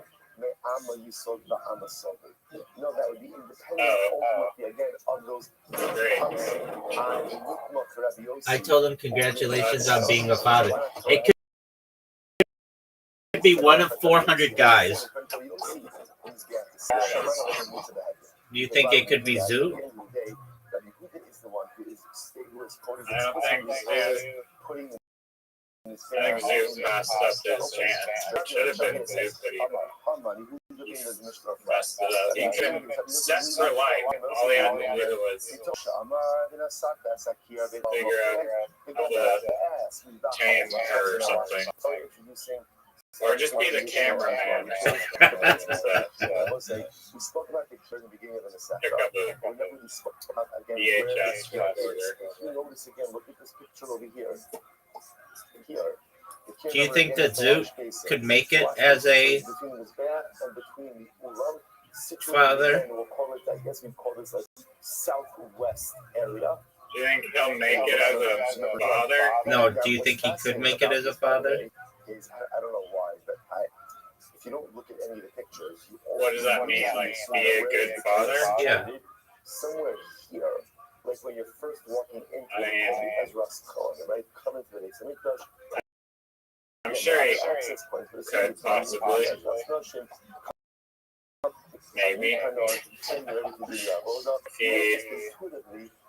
Changed a few bits, perhaps. Interestingly enough, again, without getting specific places, He became accessible comedian. the Ulam. So interesting enough, so Yomar quotes the pasuk. Yeah. Okay. Okay, so what are your thoughts on what are your thoughts on upcake? So the pasuk says, Let me look up if upcake is. If not, you might have to bow out immediately. I'm sure somebody's come up so the pasuk itself with says, this name. shall put the kior between the mizbeach and the oil moed. It is a. It's upcakes are classic cupcakes iced upside down. All right, so that's not like a. You could still take that name for a Mark company. Yeah. The gomer, and then the pasuk says that's We'll see. Not we'll see. This is. I'm surprised you don't already have the website. You know this The is. name's taken already. No, it's just a type of baked item. In between the mizbeach and the oil moed. That does sound a lot like cupcake. You shall place the mizbeach opposite the entrance. Do you mean cupcake? No. You shall place the mizbeach opposite the entrance of the oil moed. Now, so Abdul Festival, so 59A. So the Gemara says mizbeach has a oil moed, below kibbutz has a oil moed. I want to say, if you notice, by the way, the language of the psukim is a little bit different. When it comes to the kior, so the Torah says you shall place the kior between the oil. What's your favorite Nicki Minaj song? I'll wait. When it speaks about the mizbeach, it says you shall place the mizbeach Oh, no. opposite That's Rihanna. of the oil moed. So the Gemara says based on that, mizbeach the pesach oil moed, below kior the pesach oil moed. So what do you see from here? The mizbeach is placed opposite the entrance of the oil moed, and the kior is. I don't know the name of this, but Super Bass. some good. The name is Super Bass. No, the actual. That's a good one. No, Starships is the best one. She's actually one of the greatest female rappers. Yeah, dude, that bitch can fucking rap. So that's it. That's this. That's the. Yeah, she's got bars. Is she your favorite rap ever? So what's the logic behind this? No. And some very popular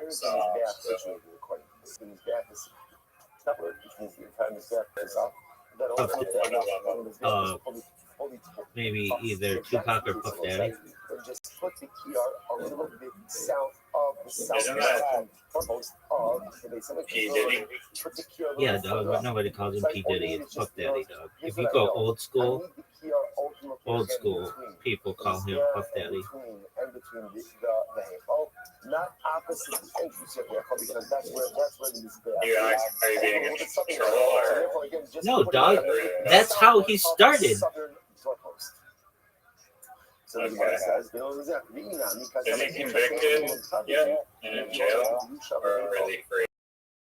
He's in jail. Again, the entranceway of the Ulam and the entrance of the Heichal both work. Think he'll get released? Just go ahead and place it. Yeah, he'll get. You keep going with your mouth. Southern doorpost of the Ulam, the big Ulam is there. What? You keep making like a popping noise. Yeah, there. What was that? Yeah. Oh, it's the ball. It's kicking going inside now. Oh, okay. Yellow, the famous dog from social media. Yellow on red. Yeah, very famous on red though. Whatever happened there to yellow on red? Put it on the side of the wall. I just fizzled like every other aim point. Okay.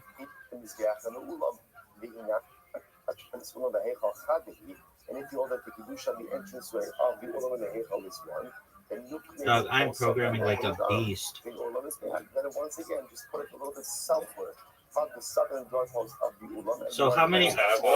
Did you figure out your Instagram bot? Yeah, actually, I kind of did better. I'm gonna do it on TikTok and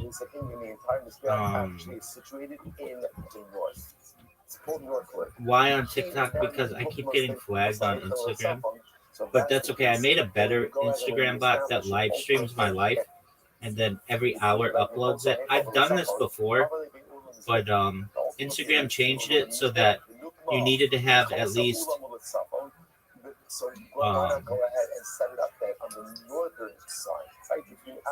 you needed to have at least 1,000 followers, but I figured out a way how to do it without that, so I'm pretty ingenious, I would say. So I can do it with just nobody. Can you change the metadata? I hacked into Chris Chan's computer, that's my wife, and just everything. So very, very, very amazing. What would you say to Mark Zuckerberg if you met him in real life? What questions would you ask? Doug, I have so many recordings of this moment. I would tell him, Dog, nobody gives a shit about you hunting pigs on your fucking remote island of Hawaii. They want you to fix your fucking app. There's not a single thing they've ever created been successful. You had to buy everything or steal it. You stole Facebook from the Winklevoss twins. You had to buy Instagram $1 billion. Your fucking name of your even failed. It couldn't even have it under Facebook, so you chose calling it that to the point where there are memes about it. On top of that, your Facebook Meta, your Meta Oculus sucks.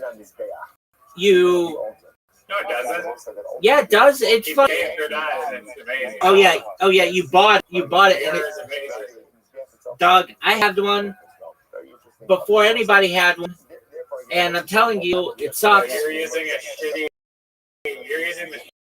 like first gen or second.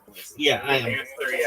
But even that, you fucking bought Meta. You bought Oculus. So you didn't even come up with that. Your new Meta Ray-Bans suck. They were used in a fucking college football scandal, and on top of that, now you're getting sued. You're getting sued for promoting Instagram to minors. So for those reasons, I'm out. Now, the thing about the I agree. He can still skills to identify big trends, I guess. no, he sucks. He sucks.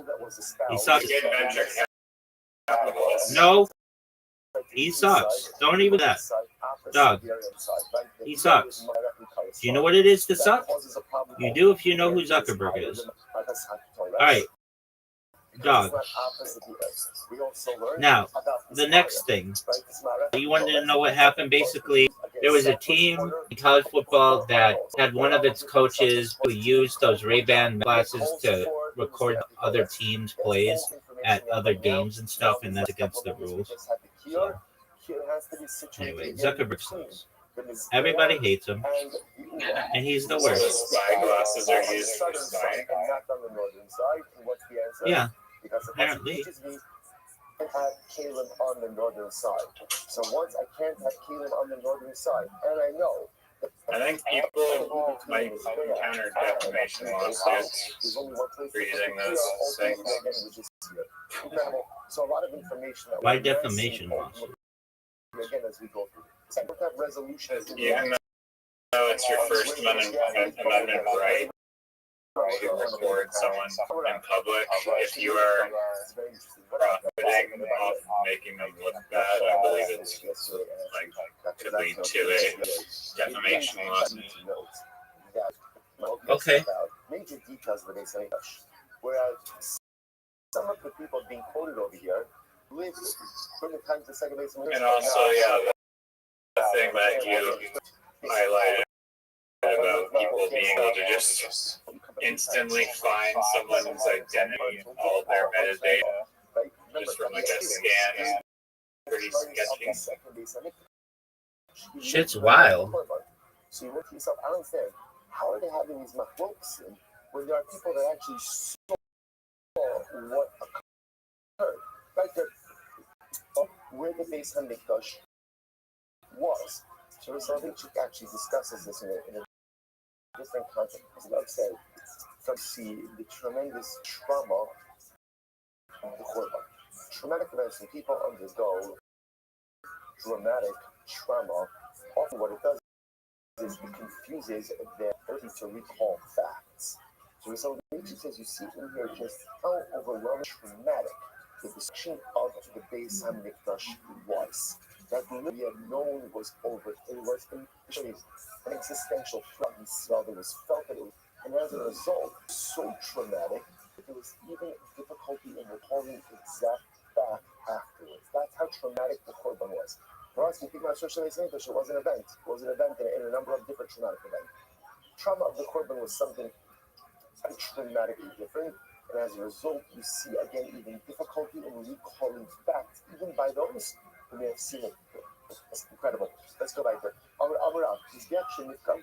So once again, Mizbeach, ultimately again, it was damaged. It's incredible. Mizbeach was damaged. You don't want to be that guy who's damaged in Mizbeach, right? But Mizbeach was damaged. So let's tell them.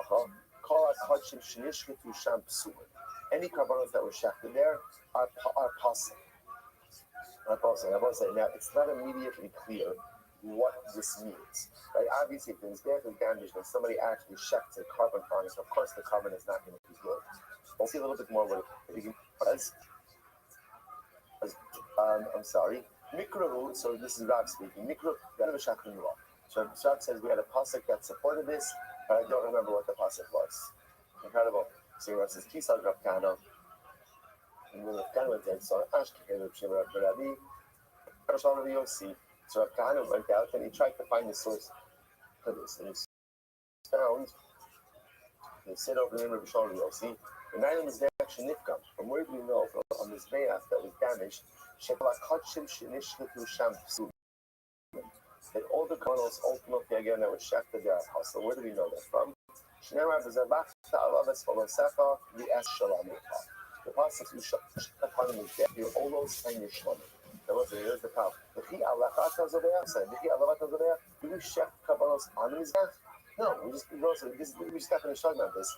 We don't check kabbalos. Where do we check kabbalos? Where do we check kabbalos? Where do we check kabbalos? It depends. Right? What is it about? It's Kachim Kadosh, Moshavet in the north, and if it's Kachim Kalin anywhere in the Azara, pointed on the ground. You're not. Yes, we have a Mishnah that talks about what happens if you shafted it on the Mizbeach itself, but that's not the norm. So why does it frame it as you're shafting your karbanos on the Mizbeach? So rather, Riser. Rather, when the positive is a bakta Allah, you shall shaft on the Mizbeach. What it means is, when can you shaft? When the Mizbeach is feet and not when Riser. That's the idea. The Allah means shkita of karbanos is proper. This is bullshit. But not when it is. It's incredible. So you want to Hainukra.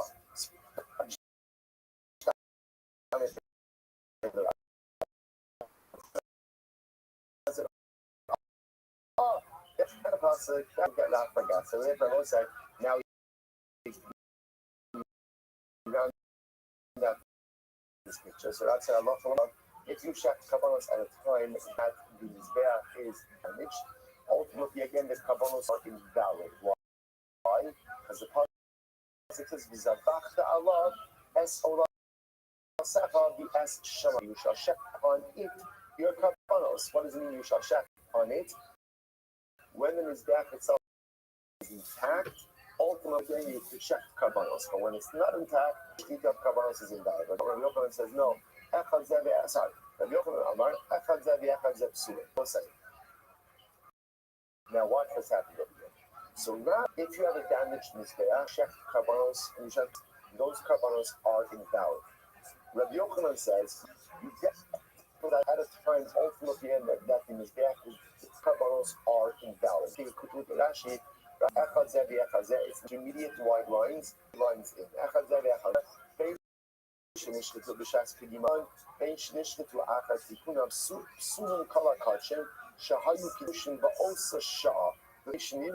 So let's say this incredible. So therefore, Rav says, only carnals that you actually shech at the time that the mizbeach is damaged are unfit for use. But Yochanan says even carbonos that you designated at the time that the mizbeach ultimately again are possible. What are they arguing about? Rav savar balechaim in a nitrin. Rabbi Yochanan savar balechaim nitrin. So we've seen this concept of dichui. Dichui means once something ultimately again is set aside for non-use, it can no longer be redeemed for use. So Rav says only something can be set aside for non-use. But if you just have a consecrated living animal, it's fine. Just wait to offer it to his back. Rabbi Yochanan on the other hand says no. Even balechaim animals is set aside for non-use, and therefore again, if you designated a carbon at the time that the mizbeach was unfit for use, that animal itself forever becomes precluded for sacrificial use. That's the machlokas.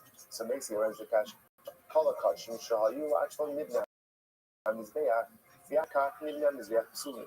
So now watch this. The Gemara is like this. Fascinating.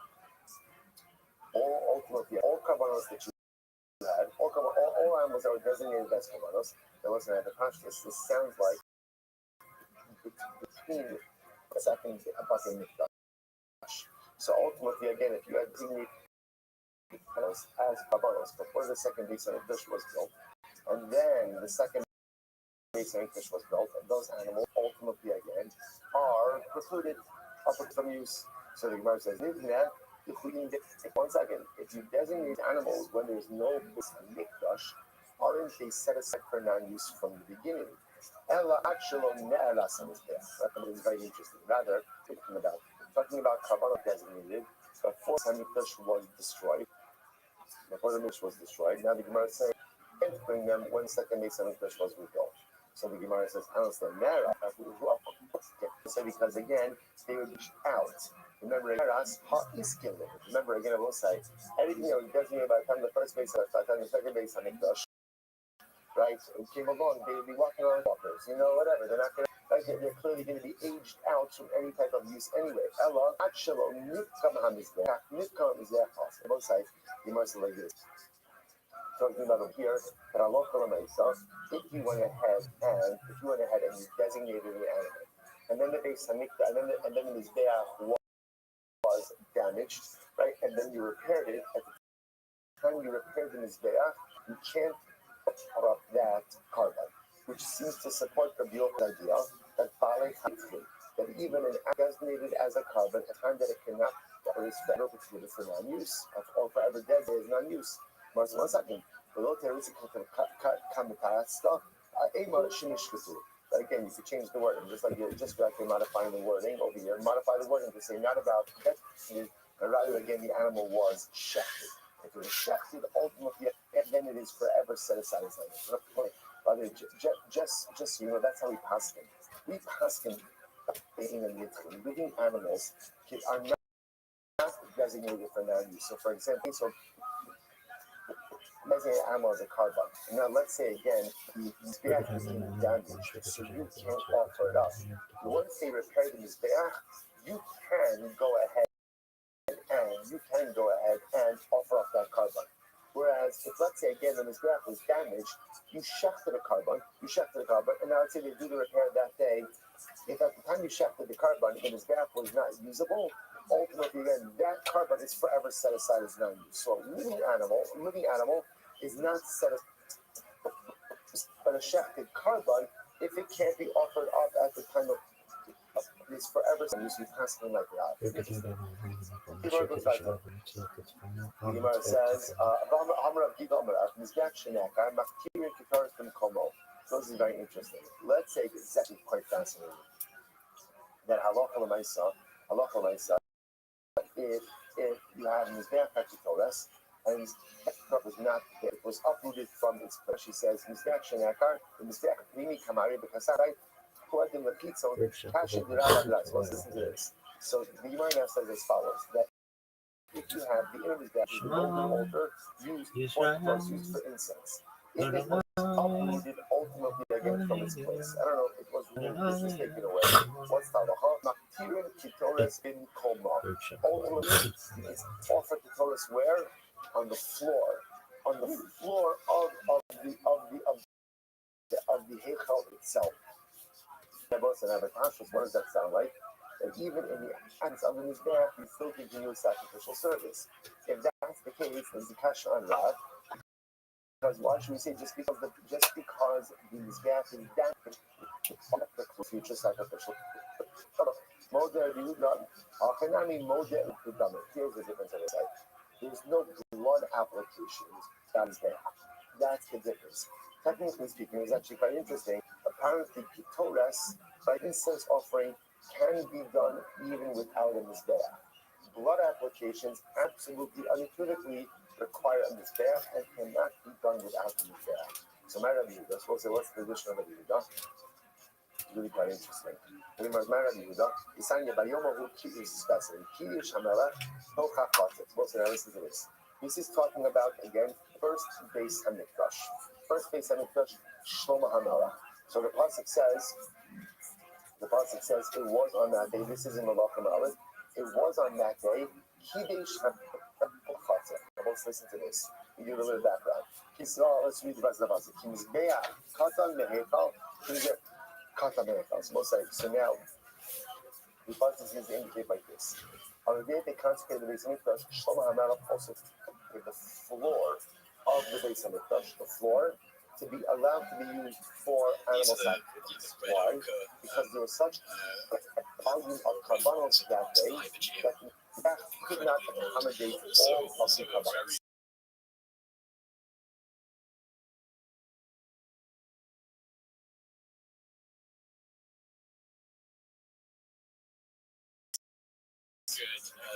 That's what the Rashi from Kitsavan. Shekidish es here's the last line of the document. Shekidish es haritz below the shades there. But how do you so literally again, of the Beis Hamikdash itself serve as an extension of the mizbeach to actually sacrifice animals on the feet. Shai mizbeach kata mehaskel olos ushlamim shekri. Listen to this. Incredible.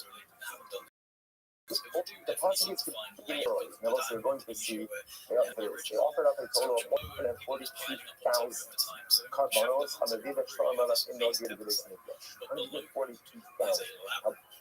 Wow. Now, the Gemara says, if Rabbi Yehuda says literally, the mizbeach was too small, so Shlomo HaMelech is going to be interesting. Consecrated the floor of the Mikdash itself. That makes the floor of the Mikdash like the mizbeach. That would allow, obviously, again, for sacrificial service on the entire area. Josie says, I'm a days of now I look find that Ella almost Yalashon mizbeach. How the Pasuk says that the mizbeach that Shlomo HaMelech built was very, and they were able to offer 1,000 offerings on it.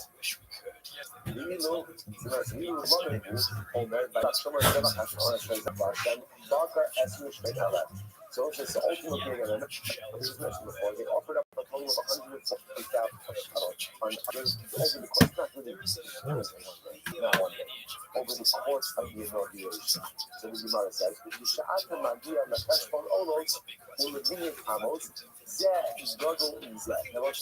remember again, halacha They want to know. should have been big enough to accommodate the sacrificial load, the sacrificial volume. It wasn't enough. Right now, again, obviously, but over the course of that day, ultimately, again, there would have been enough room to accommodate all of the Kabbalahs. So, therefore, why is it that Shlomo, just touching over here, why Shlomo would have needed to expand the sacrificial area to include the floor of the Azara? He should have been able to accommodate everything on his Mizbeach. And some of the Pasuk itself says that the Mizbeach was too Elamahu Kadehakil. And I will say, what does it mean ultimately that the Mizbeach too small? What does it mean? And I says, Ka'adim ha'omer l'chadeyo, Foni nanasu pasal la'avod. We'll see exactly what this means. The Gemara says, what does it mean ultimately again that it's too small? It's like a friend who tells his friend that so-and-so, says about someone so-and-so is a midget, and therefore unable to do the avoda. Okay, what exactly is happening over here? Take a look at Rashi. Rashi says, Elamahu omer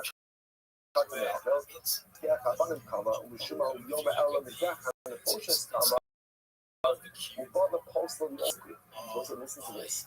When the Pasuk says that the Mizbeach, it's fascinating. It was not talking about the Mizbeach of Shlomo. This is what we're talking about. The Mizbeach they built. Remember, again, Shlomo builds a new Mizbeach. Now, it was a Mizbeach because Moshe Rabbeinu had built a Mizbeach for the Mishkan. The Pasuk said, if you want to use the Mizbeach of Moshe, they went ahead and they deconstructed and put away the materials from that Mizbeach and built a new Mizbeach. A new Mizbeach because it was too small statement was not Shlomo's Mizbeach. Rather, Moshe said, "Well, look at that. Actually, really incredible. Not Mizbeach, but now again, it's like that. Moshe at the Mizbeach is referred to as Mizbeach abundant. Mizbeach made of stone. Our Mizbeach, this Mizbeach now, the Mizbeach this is called Mizbeach HaNechoshes. As opposed to the Mizbeach, the Mizbeach HaFirst called Mizbeach HaZav. In other words, made ultimately out of what is called the copper one. So we call Mizbeach HaAvonim, based on this. Mizbeach HaNechos, anyone Mizbeach HaZav. Now look at Rashi. Not Mizbeach HaAvonim cover.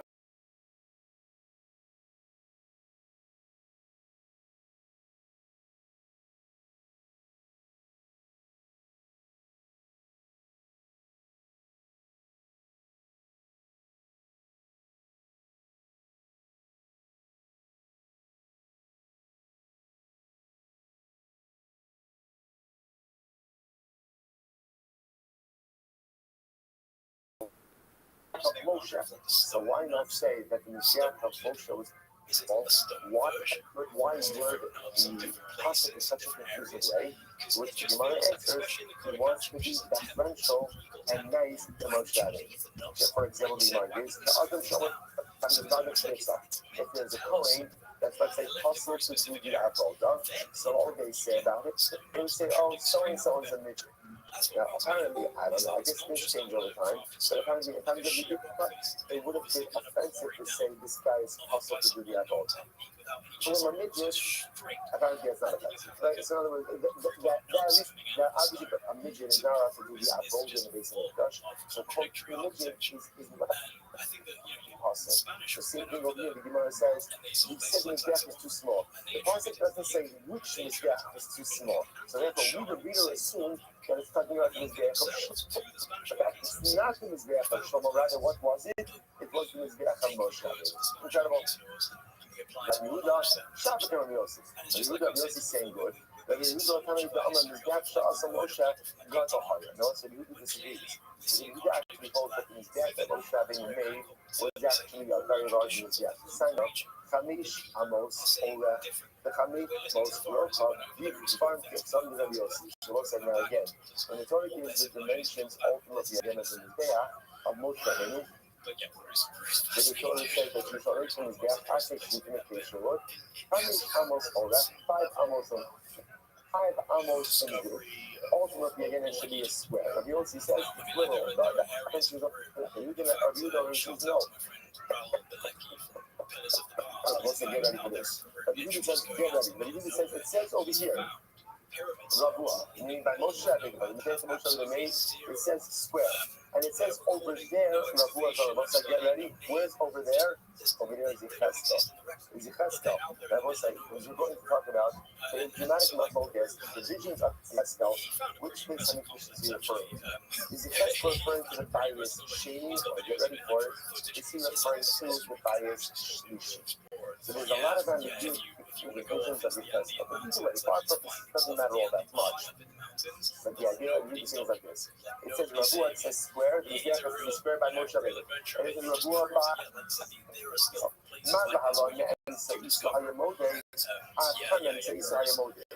just like by Yecheskel, the measurements are from the center of the back and arm, so by Moshe Rabbeinu from the center. Oh, so that dramatically changes things. That means Moshe Rabbeinu, according to the Yossi, the entire Mizbeach is 5 amos by 5 amos. According to Rabbi Yehuda, it's 10 amos by 10 amos. Right? The 5 is measured from the center. That obviously fundamentally changes the dimensions of the Mizbeach. Also, the little general by Yecheskel, how do you know that he's made from the center point? From the Ariel, first of the Mizbeach, ultimately when it's 12 amos, the whole element days are you days to the midpoint. Maybe it's 12 by 12 altogether. Yeshu Omer when the pasuk says El Arba'as Rizah, the language of symbol. So when it says ultimately again from this, that tells you ultimately again that halacha l'maaseh from the middle. Say from both sides. And make my focus. Rabbi Yossi, also if you understand the Mizbeach, Rabbi Yossi, she's going to give a Shabbat. Big goal for who the Gama. And if you do that for Rabbi Yossi, also you have to stop over there. Pick up with a little bit kind of in the middle. That must have been very exciting. Now ultimately again talking about Shabbat. So therefore, you see the Shabbat Mizbeach of Moshe Rabbeinu is Rabbi Yecheskel, and I'm trying to understand how big was the Mizbeach of Moshe Rabbeinu, and again, was it really too small ultimately again for service purposes? So there's something special to draw by. So I'm not going to some of it today. Everyone. All across Peru, you have these incredibly precise, very little evidence of any sort of chisel marks and no real understanding of how they were excavated. Incredible, just what you see. All you need to do is just what you need to track is off as a square. So again, the tapua was just situated in the middle of the square. All you do is divide it.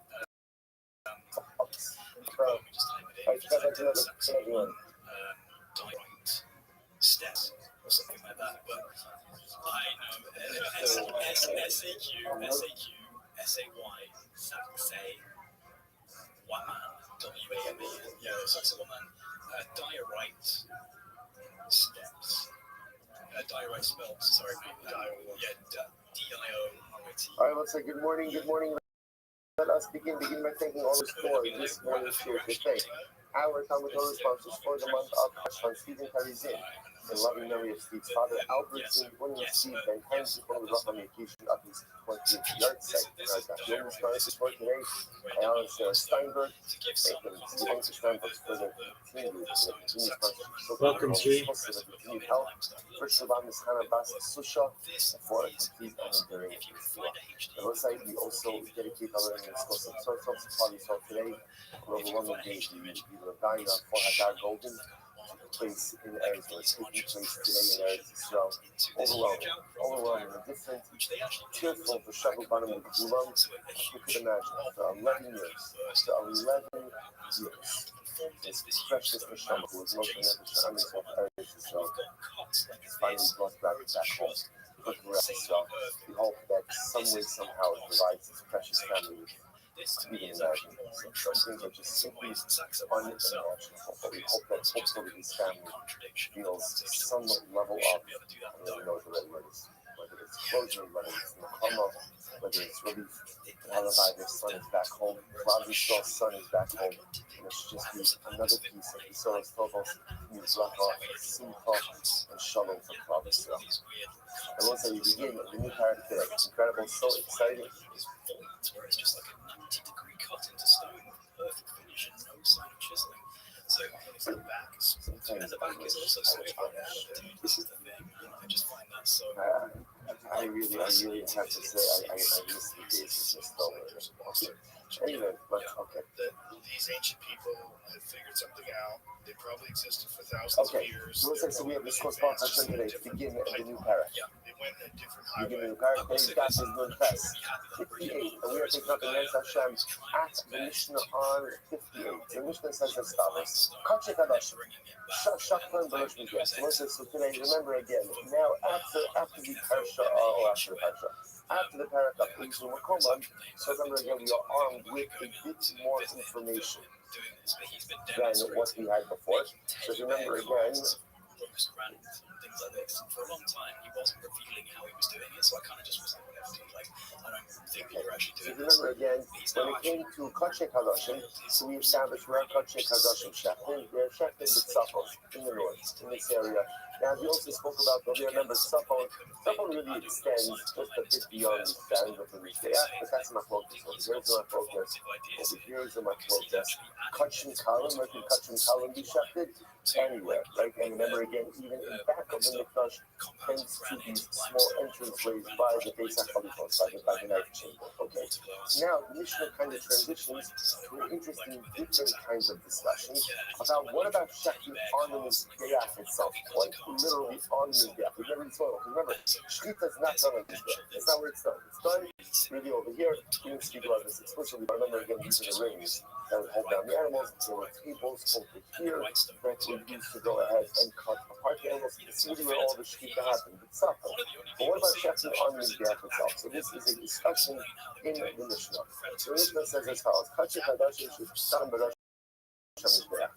So if you have cutting that was shechted on the top of the Mizbeach, as Yossi says, Kil Mishchat B'Tzaf. Yossi says shechting on the Mizbeach itself is as if you shechted in the north. That satisfies the north requirement. When you say you go over, Mechatzi Mizbeach from the Daram, Kidaram, Mechatzi Mizbeach with Safon with Safon. So Yossi really says something very interesting. He says it really depends where on the Mizbeach ultimately again you are shechted. If you go ahead, literally again, the half of the Mizbeach to the south was counted like the south, and the half of the Mizbeach to the north was counted to the north. I was saying that what can you read the same like this? Remember, the part of the Heichal essentially through here is like a line, like an east-west line that goes through the north. Since saying is like this. If you shechted the south of that line, then that is like shechting on the south. Obviously, what's the status of shechting Kachek Hadashim on the south? It's invalid. If you shecht to the north of the line, on the Mizbeach, then ultimately it's like shechting in the north, and that would be okay. So that's the passage. Therefore, again, I look on myself, unlike my focus, if you shecht on the Mizbeach, just to be clear, we're talking about now a case that's shechting on the roof. The roof of the so Rabbi Yossi totally fine, satisfies the north requirement. Rabbi Yossi really says it depends where you shecht. If you shecht now, again, imagine that line that bisects the northeast west coming out of the middle of the hill. So bisects east west. If you shecht to the south of that line, it is invalid. To the north of that line, it is valid. Incredible. So let's analyze. I'm going to ask you the Yochanan, Omer higher Rabbi Yossi. Kula is back with something. I must have none of your references in other machlokes that we had earlier on, which was where was the actual itself situated. So the Yochanan that according to Rabbi Yossi, the entire Mizbeach was really shifted northward. That what you see over here is not really the way that it was. Obviously, this reflects the halacha lines. This reflects how we pass it. That the Mizbeach was situated really right in the middle. But Rabbi Yossi actually holds that the Mizbeach was situated further down here to the north, again, down is north. And let's say, so just to understand when we say that, so just the part of the Mizbeach that we see that's situated, when we talk about the Mizbeach, we don't really, the positioning of the ramp doesn't matter to us as much in this conversation. Is really, although the ramp was used as well for sacrificial purposes, which we'll discuss, or sacrificial rites, which we'll discuss, when we see all of these gaps being situated in the north, we're talking about this. So according to Rabbi Yossi, so let's follow this. So Rabbi Yossi posits that according to Rabbi Yossi, who was the first opinion in our Mishnah, the Mizbeach was really moved down. To the point that the Mizbeach really was right here. This area where you see the rings, that's really where this square of the Mizbeach was situated. Now, when you say that now, Rabbi Yossi really makes a lot of sense. So what did Rabbi Yossi in the Mishnah say? Rabbi Yossi said, wherever you shechted on the Mizbeach itself,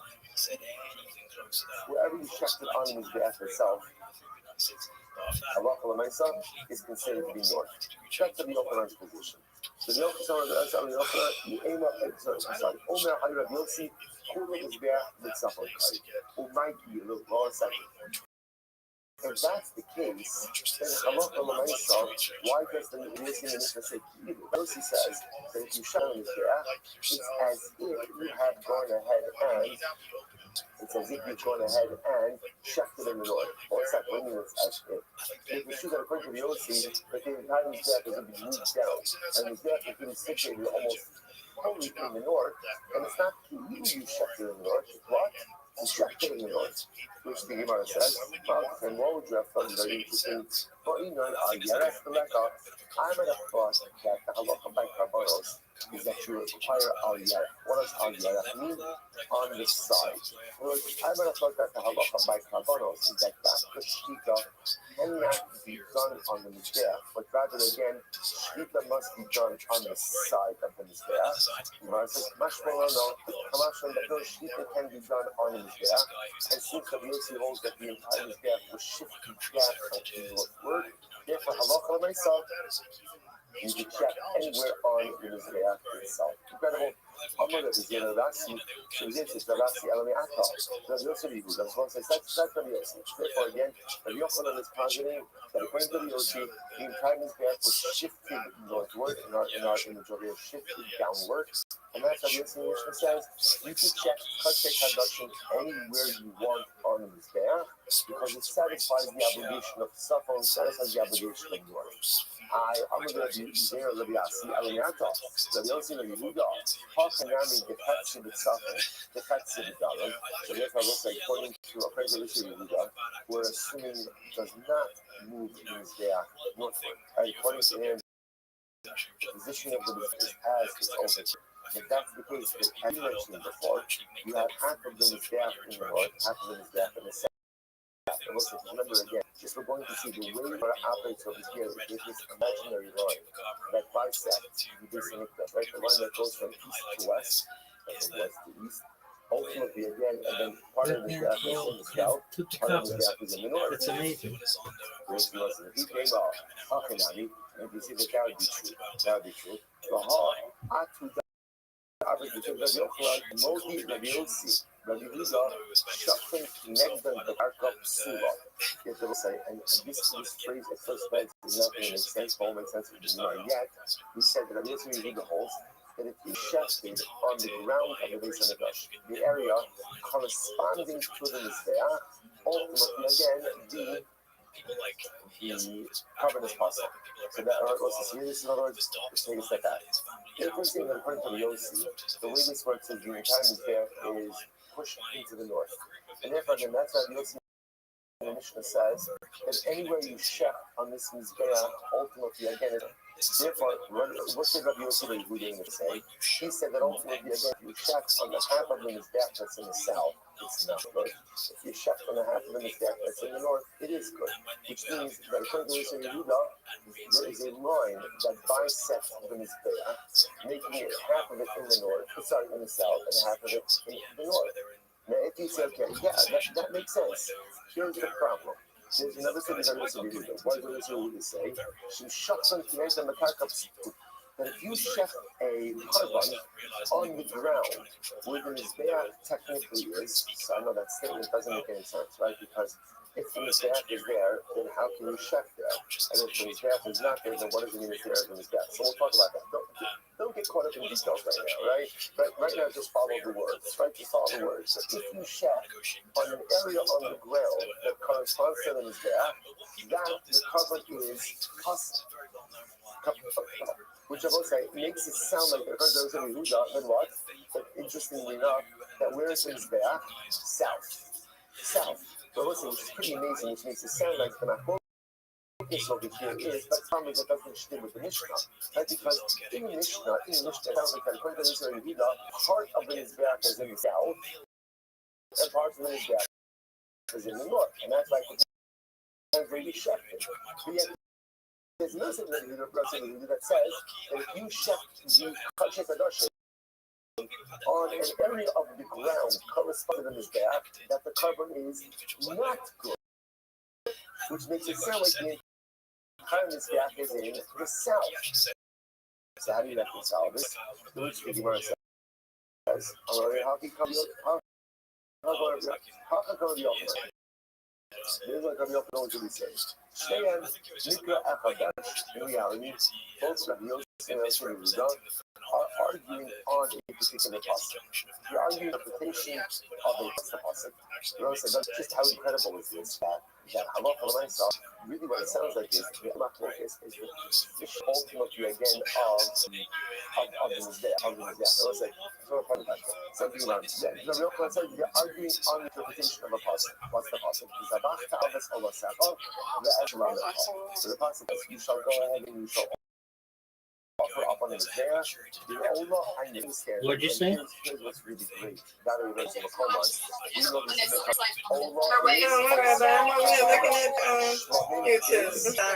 You could miss a person. No worries. are shafted where? Kachek Kadoshim, Safon in the north. Kachek Kalu, anywhere in the Azar. Now, what's interesting about this pasuk is the pasuk says, on the Mizbeach, you will shaft your Ola and your Shlamim. So watch this. Rabbi Yossi Savar, Kula, the Ola of Kula Shlamim. Rabbi Yossi says the entire Mizbeach is fit both for Ola as well as for Shlamim. Both are fit for both. So you have to say, what does that mean? What does it mean?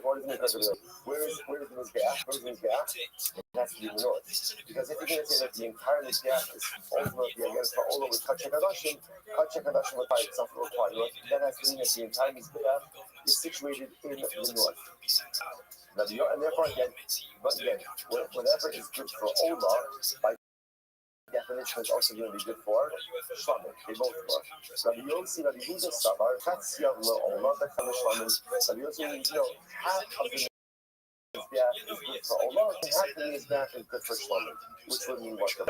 Which would mean this mission, where that line bisects the Mizbeach, therefore half of it itself, which works for Shlamim, Shlamim could go anywhere, right? But on far from it means for Shlamim, and the bottom half, which is situated in the north, will ultimately again be strict for Ola.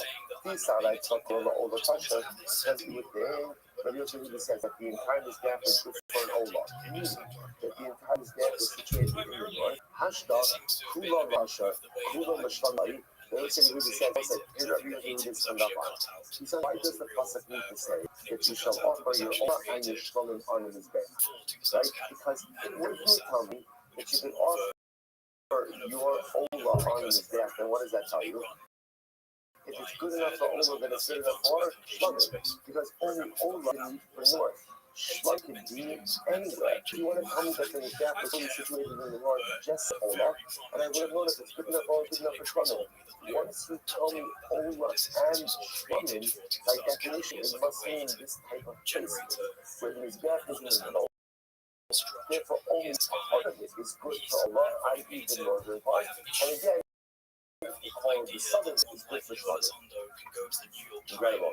Besides that, Kula Ola Kasher, Hashda Kula Ola Kasher, Kula Shlamim Levi, the Idasamo system. Therefore, it turns out that the Yochanan says, is really fascinating.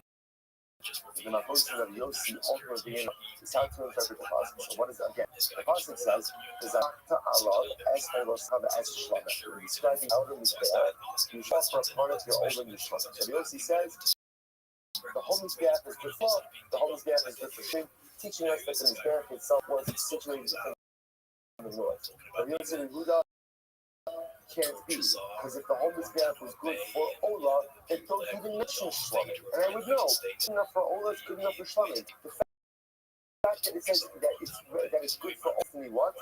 Part of it is for Ola, Part of it is the shlom. Must mean this type of placement where the line bisected, bottom half or northern half good for Ola, southern half good for shlom. Incredible. So the Gemara says as follows: what does the VOC say about that? So according to VOC, why do we need to say both Ola and shlom? I'll tell you why. If the Tzadai Kanina, Ola will be talking to Makom. About Shalom and Delivery Makom, Imolo, like this, very interesting. Here's how I say Ola and Shalom. Because I would have thought that maybe the only license the chef on the Mizbeach itself is for Ola. Why? Because in general, Ola has less space for Shmita. Because all this Kachek Hadash has to happen where? In the north. So I would have thought it's only Ola you have a license to chef on the Mizbeach itself. But Shlomin, also where do you set chef coming? Where? Anywhere here. I would say that perhaps you can't check Shlomin on the Mizbeach. Kamash Ulan, yes you can. Kamash Ulan, yes you can. That's what Yossi says. Allah Isaf. Is included in the pasuk as well. Okay, so let's analyze this. Turns out, therefore, halacha lemaisa that we unlike machor Mishnah is actually unlike machor is about the positioning of the mizbeach, which you've already seen before. Ufa onav asem Rabbi Yochanan. Yehuda. She shut them again to the kakam. So okay, so now let's go back to this strange and enigmatic statement. So Rabbi says, Rabbi Yochanan, the Rabbi Yossi, Rabbi Yehuda agrees. If you were to check the carbon, if you were to check the Ola, right, Kachek Hadashim, if you were to check Kachek Hadashim on an area on the ground corresponding to the Mizbeach, then ultimately, again, the carbon is hostile. Okay, that was it. Now, remember again, for our purposes, what did that indicate? That seems to indicate for our purposes the southern orientation of the Mizbeach. Therefore, again, if we were to go ahead and check the carbon on an area on the ground in which the Mizbeach is situated, ultimately the carbon was hostile, because then we would be checking Kaddish Kadosh the Darum in the south, and that doesn't work. So with my connecting Bakaka, first of all, can you just practically, what are you talking about? Like, just explain me. How are you shipping carbon on the ground that the Mizbeach occupies? If the Mizbeach is there, you can't check with this. Even Amma Yisod or Amma Sodin. Okay, so maybe it means that you're checking about that on the Amma Yisod. Right, so remember again, the bottom line. So inside you're checking over here, again, that's a narrow area to check. I guess you'd be very talented to be good. But maybe you're checking on the Amma Yisod or the Amma Sodin. What was the Sodin that was said? Remember again, that was the elevated ledge that the Kohen would take like the off-ramp over here, and he would go ahead and come to this side ledge, and he would walk around, actually do the blood applications to the horns. So maybe that's what he's talking about. Maybe the sheep is taking on the soles of the bottom ledge, or the soles of the elevated ledge. That's simply why I keep it in his back. That's called the Mizbeach. That's not called the ground of the Mizbeach. That's called the Mizbeach itself. But furthermore, my connection to the karka. Ultimately, so what does it mean the Rothschild corresponding on the ground? What does that mean? The Kutima, so let's listen to this. The other Nechilos the karka. Maybe the Shachito. Maybe we're talking about a case where maybe you made underground tunnels in the base and the flush, right? So therefore, checking underneath the area of the Mizbeach. That's what it means. First, the Gemara says no. Now, what the God no. You have you back. So let's say if you were to do that, Mizbeach would actually be in the valid. Why? By the time you learn Mizbeach Hadamat Ha'asam. The pasuk says, "You shall make an earthen Mizbeach for me." What does this mean? Shehim Chubar Ba'alei Adama. Ultimately, again, the Mizbeach should be attached to the ground. What does this mean? Shelo Yivnenu Lo Adam Nechilos.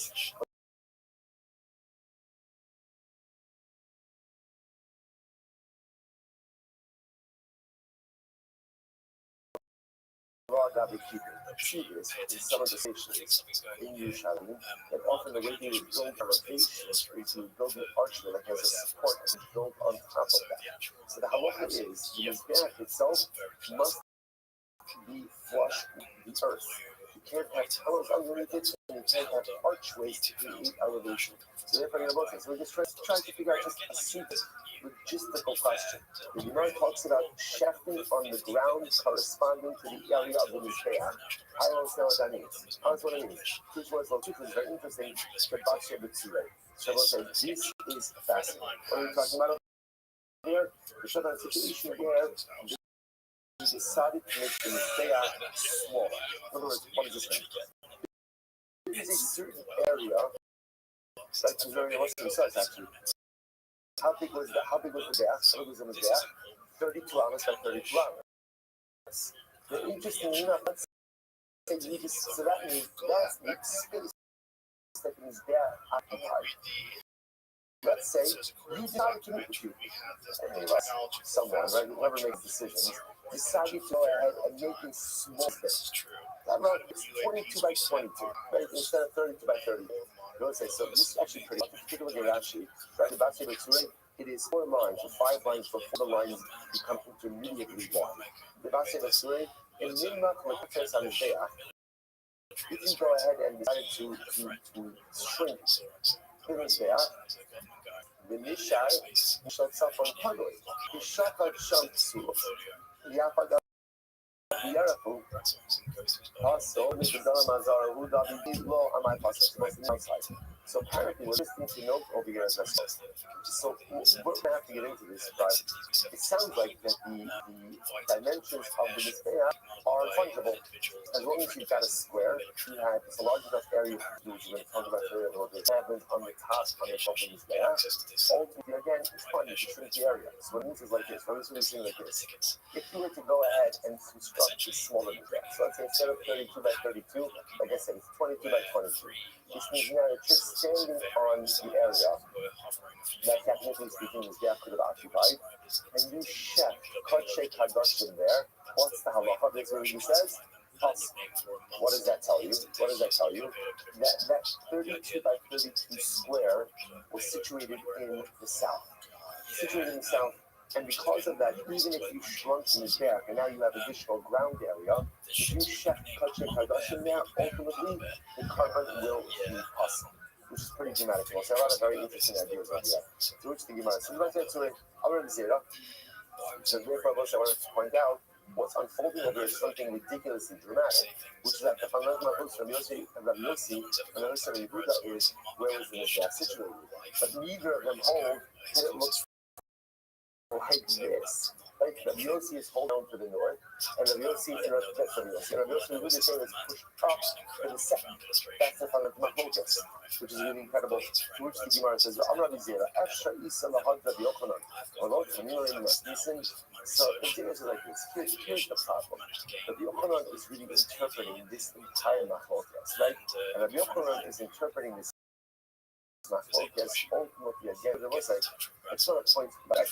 Rabbi Yochanan is interpreting this Machlokes in a very dramatic way. The Rabbi Yossi has the Mizbeach in the north, and Rabbi Yossi has the Mizbeach in the south. So come along with the Zera says, Rabbi Yochanan is advancing such a justification, and there's no mission, or there's no price to this, like this, pretty dramatic about the actual position of the Mizbeach, and there's no early resource to this. So he went to Nafak, so let's say, so Rabbi Zera is going to raise this question, and then what happens? Nafak, he went out and he found. He wants to say, what is one is supposed to ask you? If you have a question, what is the obligation? Go out and try to find an answer. Like most things in life, if you want something, do it yourself. All too often in life, we want something. Whatever the something is, we want success, but we outsource it to others. We want happiness, but we outsource it to others. We want shalom bayis, and we outsource it to others. If you want something in life, make it happen for yourself. Do not rely on other people. Rely on those following. But other than that, do not rely on other people. Become a self-reliant, self-sufficient person who makes things happen. As Zera says, I have a question. Nafak, Ashka, Nafak, Dash, Ashka. The book, by the way, those words are so profound also. Nafak, if you go out, and you toil, Ashka, you will find. If you are willing to put in the effort in life, you will get the results. And let's say if we're honest with ourselves, if we're not getting the results, we're not getting the necessary amount of effort. That is a focus to them, we'll say. Nafa, da, Ashka. Go out, try hard, Ashka, you will find results. Incredible. You do a whole chance for that. Fucked up. It's not. People see you walking around muttering that the whole day today. I got you. I'll give you the message of fellas. This business, better than something, you know. يمكن السادة سيدنا على خشمنا التصورس كنجد كان مع رب الدروس ما شفنا كان clapping 7 albums. Okay.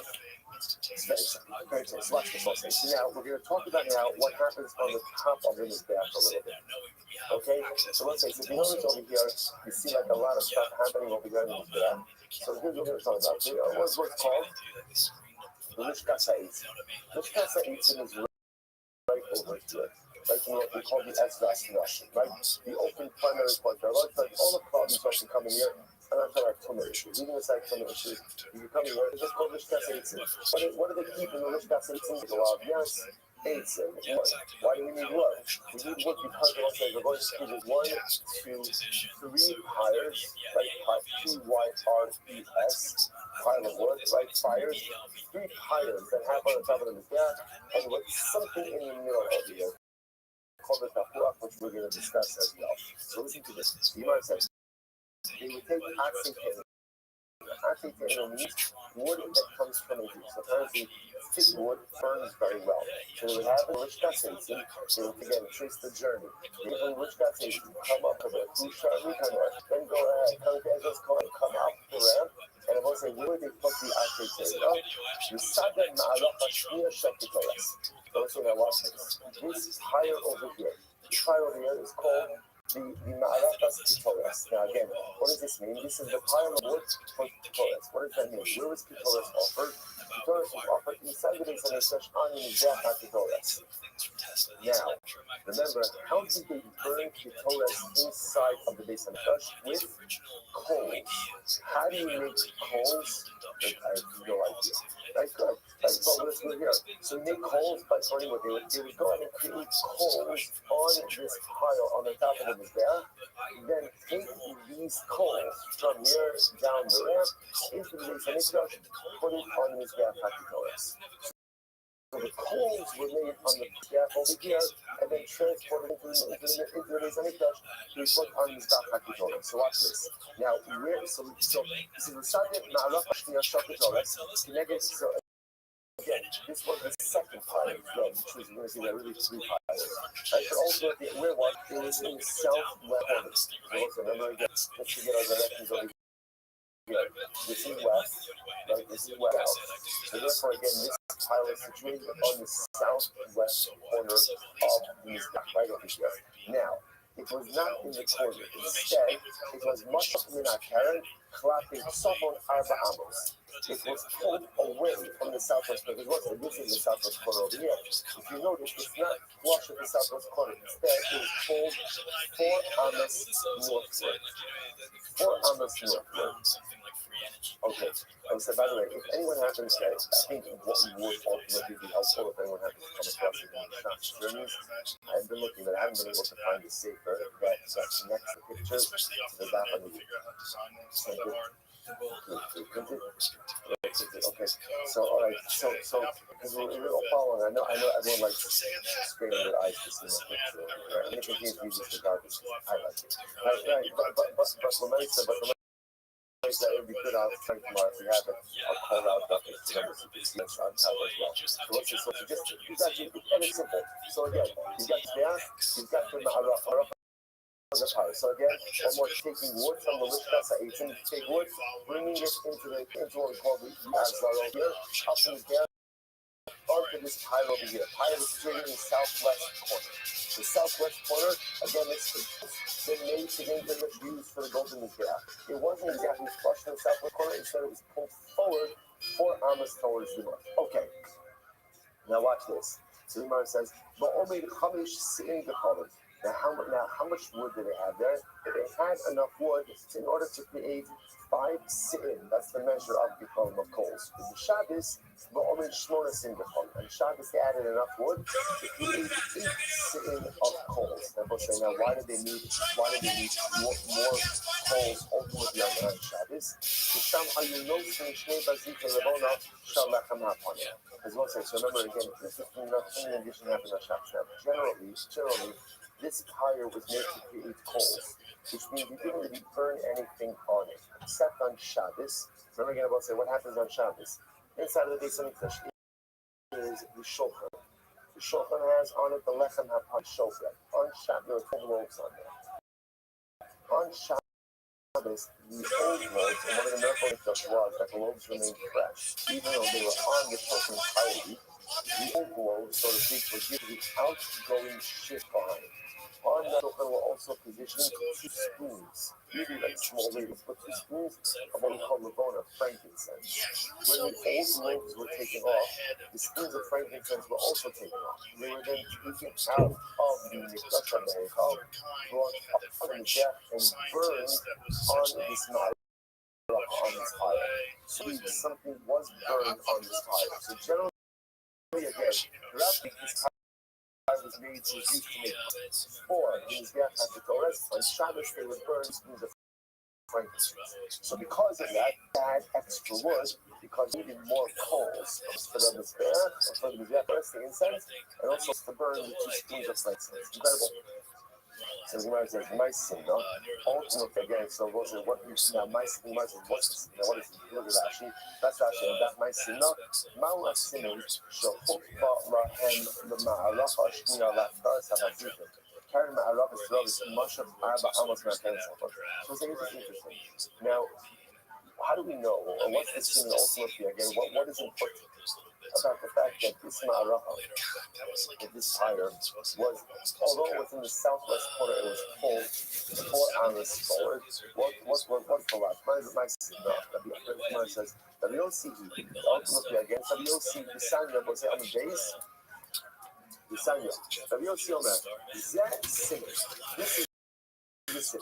You know what it says? Call min. Listen to this. That's very interesting. I'm going to spend some time on this. Kolanito b'fnim. Anything ultimately again that is taken from the inside ultimately means inside the heichal. Anything ultimately again taken from the inside. Ultimately again to be applied outside. Anyone knows the element the sum of she'im with me. So listen to this. Again, he's going to start the things on the whole into what it actually means. Anything that is taken from inside the mikdash to outside is placed outside in an area that is directly adjacent to the inside but is not inside. Okay? One more time. Anything that you take from the inside to the outside is placed on the outside, but placed to the outside is placed on an outside area that is immediately adjacent to the inside but is not inside. Okay? Like I said, I'm going to give the examples and make a little bit more sense. Similarly, what's the third line down, 58? Similarly, again, anything you take from the outside to go ahead and put inside, we only go and place it inside, right? Adjacent to the outside, as long as it's not outside. Okay. Let's illustrate something. What is this? Example is something that is taken from the inside to the outside. Give me an example of this. Even with shirayim, since when I say shirayim, we'll say it's going to go a lot. Right, so again, if you want to silver blood, okay, the head gets silver. I don't even Russia. That's an explicit possible. What's the possible? You sold this back to all Russia, Pesach or Moed. The possible ultimately says, take it to the base of the Olam, that it's at the entrance of the Olam. So what's that explicit? I don't need any Russians for that. The same, furthermore, again, Kolanit, furthermore, again, give me a the table is sending a ticket to the inside. So even like the color so it's maybe something from the outside to the inside. For example, the cold silver. Now what are the cold silver? That means the cold in the incense serve. So the colors of the inside. But again, are taken from the outside, right? The onions there, that's on the animal onions, onions there, and taken to the inside. But that's what it's talking about. The head silver, like half the knocked on that color. So once again, there's an explicit pasuk. The pasuk says ultimately we will take a fire pan full of coals. The Torah says that he can face parokas. So it says so again there. The Torah talks about the explicit places, which the Ella, so that's still looking for examples of these principles. Ella, Kohanita B'chini Nasim B'chos. Give me an example of something that is taken from the and taken outside. What is it? Shnei B'chei Levona Shalom HaPanim Yigimri Mishilai. So this is this. Well, I give you an example that taken from the outside to the inside. Oh, well, so what did we just say before? On Shabbos, the Lechem HaPanim, like the showbread that is on the shofar, is given to the Kohanim. When they give that lechem hapanim, the 2 spoons or small ladles of frankincense of Lavona are taken out, freshly taken out of the Heichal, taken onto the Mizbeach and burned here by the Ma'arach HaKatolich, by the fire used to create coals for the Katolich. That example ultimately again of something that is taken from the inside to the outside. And ultimately again, let's learn that from Shirayim. And Nisa B'chorz means, that's the example we're going to use of something taken from the inside to the outside, the Lavona. What's the example? Nisa B'chorz means, give me an example of an item that was outside, then brought inside. That's the column of the Yom of the Yoma. The Gamma and the column Shlomo Kippurim. Ultimately, you're going to say, so what's the item that's brought from the outside to the inside? And what does that refer to? That refers to the coals. The coals that are manufactured on the top of the Mizbeach of the Ma'arach HaKatolich, and they are brought inside of the Beis HaMikdash each and every day for the Ketorah service. And listen, I watch this. Remember again. Don't say, what was the rule? What was the principle ultimately again that was espoused? The rule was anything taken from the outside to the inside, right? From the outside to the inside has to be put on an area of the inside that corresponds to the outside, but is not outside. Anything that is brought from the inside to the outside must be put adjacent to the inside, right? Must be put outside adjacent to the inside, as long as it's not inside. Okay, and that's right. Now watch this. So you might say, "My kasava." So what's this? Obviously, what's going to complicate this? What's going to complicate this is the addition of an idea. So watch this. In kasava, kulam mizbeach bedaram, kai esin v'sheva by the nation. But let's say, here's the problem. So what that means is like this. Watch this. Now, if you're bringing out the, let's say the revolt, if you're bringing out the revolt, let's just bring the revolt to burn it on the Mizbeach. Right? And now, again, remember, where is that being put on this pile over here? If you hold that the Mizbeach itself has a southern orientation, then remember, the revolt that has to be placed on the Ma'arach, but opposite the entrance to the Heichal. Remember again, the rule is anything taken from the inside to the outside must be placed outside from the area directly adjacent to the inside. Or the topmost here is if the Mizbeach itself is placed in a southern orientation, that would mean, the Gemara says, you would have to move this Ma'arach 27 amos forward in order to make it opposite ultimately of the Heichal. So listen, so again, one more time. Not if I said including the Mizbeach place, if you hold ultimately again that the Mizbeach is situated in the south, then the Gemara says, Esin v'sheva by the nation. You have to bring the Ma'arach at 27 amos and move the word forward in order to line it up with the Beis HaMikdash. Zinyan kasavar, to do so. So now remember again, what further complicates is if we assume that ultimately again the entry opposite the entrance of the Heichal. But if we assume that even if we make it the entrance of the Ulam, remember then the Ulam is wider than the Heichal itself, then ultimately again the Gemara says, even if you want to say that the use of the Heichal, the use of the Ulam is one thing, then the Gemara says, assume it has to be by the base, it's fine. So again, it gives you a little bit more room. You only have to go back to 20 amos, not 27 amos. The bottom line of both sides, the problem is the same. Which is that what? But this rule is clear. Again, you want operating under the idea of the principle that the rule is a true rule and universally accepted. So there's something is taken from the outside and put to be situated directly opposite the area. Which means that when you're taking the Lavona, putting it on the pyre for the Torah, because that pyre has to be opposite the entrance of the Heichal. It means that has a southern orientation because it's north. You're 27 amos off. Okay, fine. If you say that the Ulam in the Heichal is one thing, you're 22 amos off. The Ela Kasava, that I will say first by line, rather what has to be said, I'm sorry, Yuka Saba, that's it, stuff on the text of the Dano, had studied by the minute. Okay, here's the problem. Remember again, even if you hold the jet situated like this, right, where again it's kind of straddles the middle a little bit, it's still off. Because it looks like, look where the Ma'arafa of the Keturah is corresponding to the entrance way. It's still off. It's still off, and you still have to bring this Ma'arafa 11 amos forward in order to go ahead and line it up.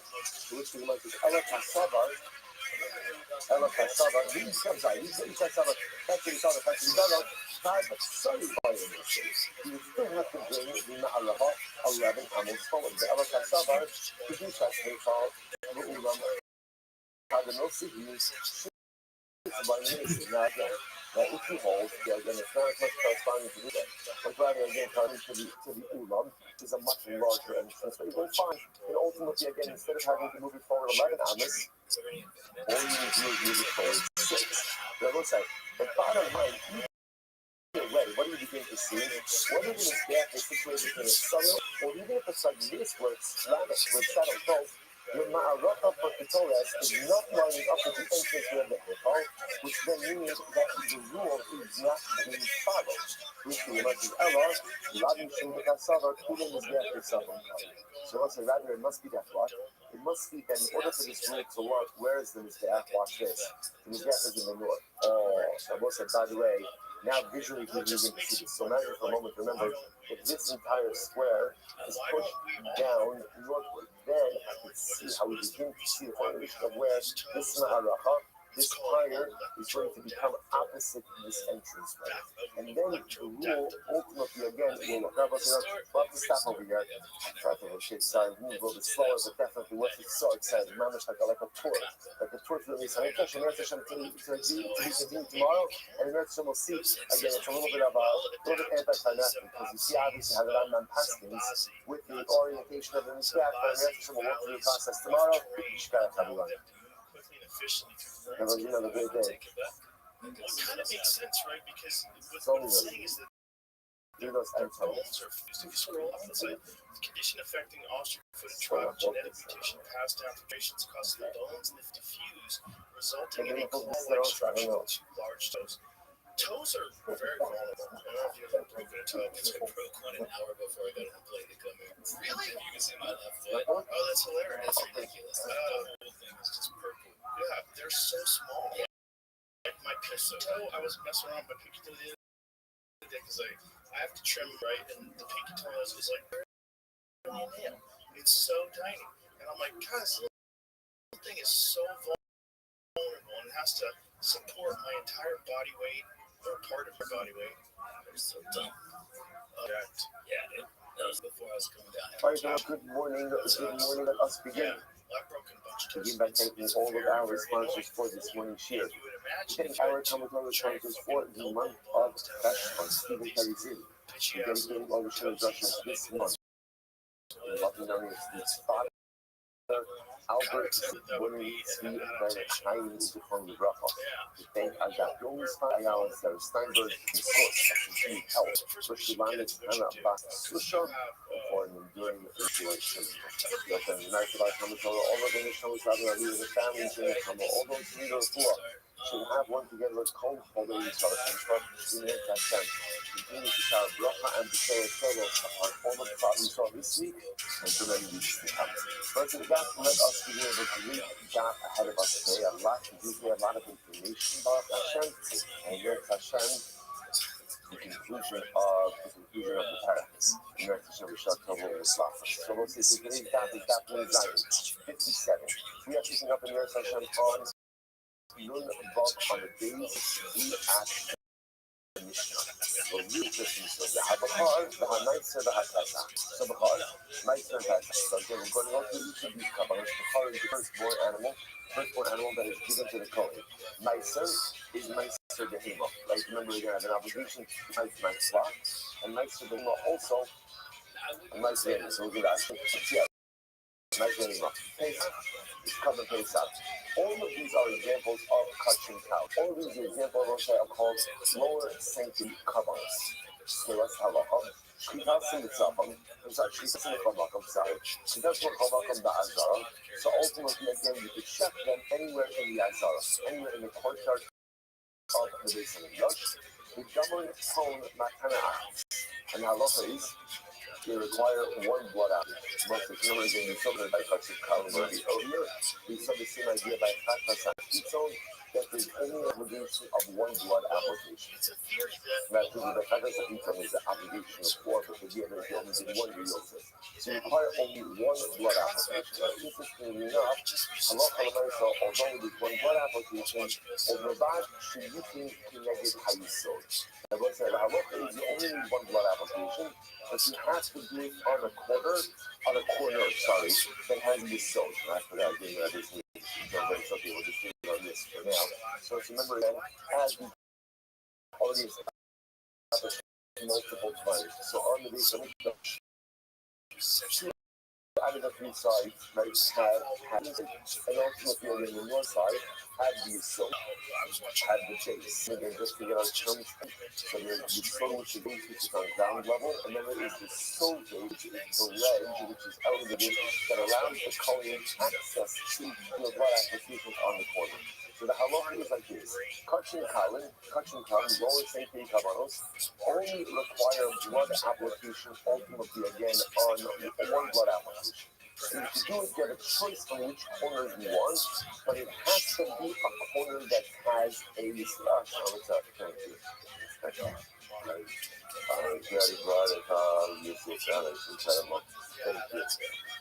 So okay, so remember again, not to get the point there, it's the whole thing. Okay, good. So remember, yeah, sorry. Did you just Latin? Did you just whistle at me? Is that a whistle? Okay. Good. Save that for the puppy. Yeah, save that for the puppy. All right, say that. So remember again, so the halacha like this. So remember, just to get our idea. So that's in Kalin. The halacha is you can check it anywhere in the Azara, right? So anywhere over here. You can go ahead and good. One blood application as long as it is opposite an area with the yisod, which means this side, so west or north. Good. So the Gemara says, now each of these covers, interestingly enough, as much as all of them are called Kach and Kalin, remember again, all of them have different consumption windows. As we have the most obvious of that is Karabazak. I remember again, yesterday, this idea of a woman that normally, for example, the window of consumption for Shlomo is how long? What's your window of consumption for Shlomo? 2 days, 1 night. 2 days, 1 night. That's just an example of a Shlomo that only has 1 day and 1 night. It's Karabazak. Right? Karabazak is in the Shlomo family. You only get 1 day, 1 night. It's going to talk about Pesach. You see about rest. So much as all these kabbalas are called Kach and Kalin, they do have different duration of consumption. For example, not even in these Kach and Kalin, these kabbalas are consumed by different people. So for example, the Bechar is given to the Kohen and consumed by the Kohen. Nice to the Lima, ultimately again, then we get seen by anyone. And also all of Kach and Kalin can be consumed anywhere in the Shalayim. Very important. The whole Nahal, inherit anywhere you want. Inherit anywhere. There's no restriction on how you'll see it, such as this moment. And in general, the window of consumption for Kach and Kalin is 2 days and 1 night. So for example, if I checked it on a Monday, I could eat it Monday night, and Tuesday, up until sunset and Tuesday. Now, of course, the exception to this is HaKesach, ain't no life for Alabalayla, but such as translation. About the translation is unique. Now, what makes it unique is that Halakha L'maisa again, even though you check Kalan Pesach by day, remember that you can't eat it until that night. That's very unique. You find that by any other context. Then you don't find that. You check it by day and can't eat it until that night. That's Kalan Pesach. Furthermore, Kalan Pesach can only be consumed consumed until midnight. So a number of peculiarities when it comes to ethnic carbonation. Number one, even if you check by day, you can't eat it until that night. Number two, you can only eat it until midnight. Furthermore, it can only be consumed to the people who are part of the Kabbalah. I will come his after you. Right? Halacha l'maisa.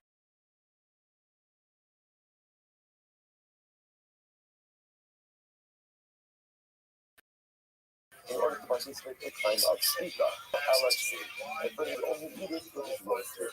So again, even though Karban Pesach is part of the Kachin Kalim, even part of the Kachin Kalim family, you do have all of these different restrictions ultimately on the Karban. Incredible, okay?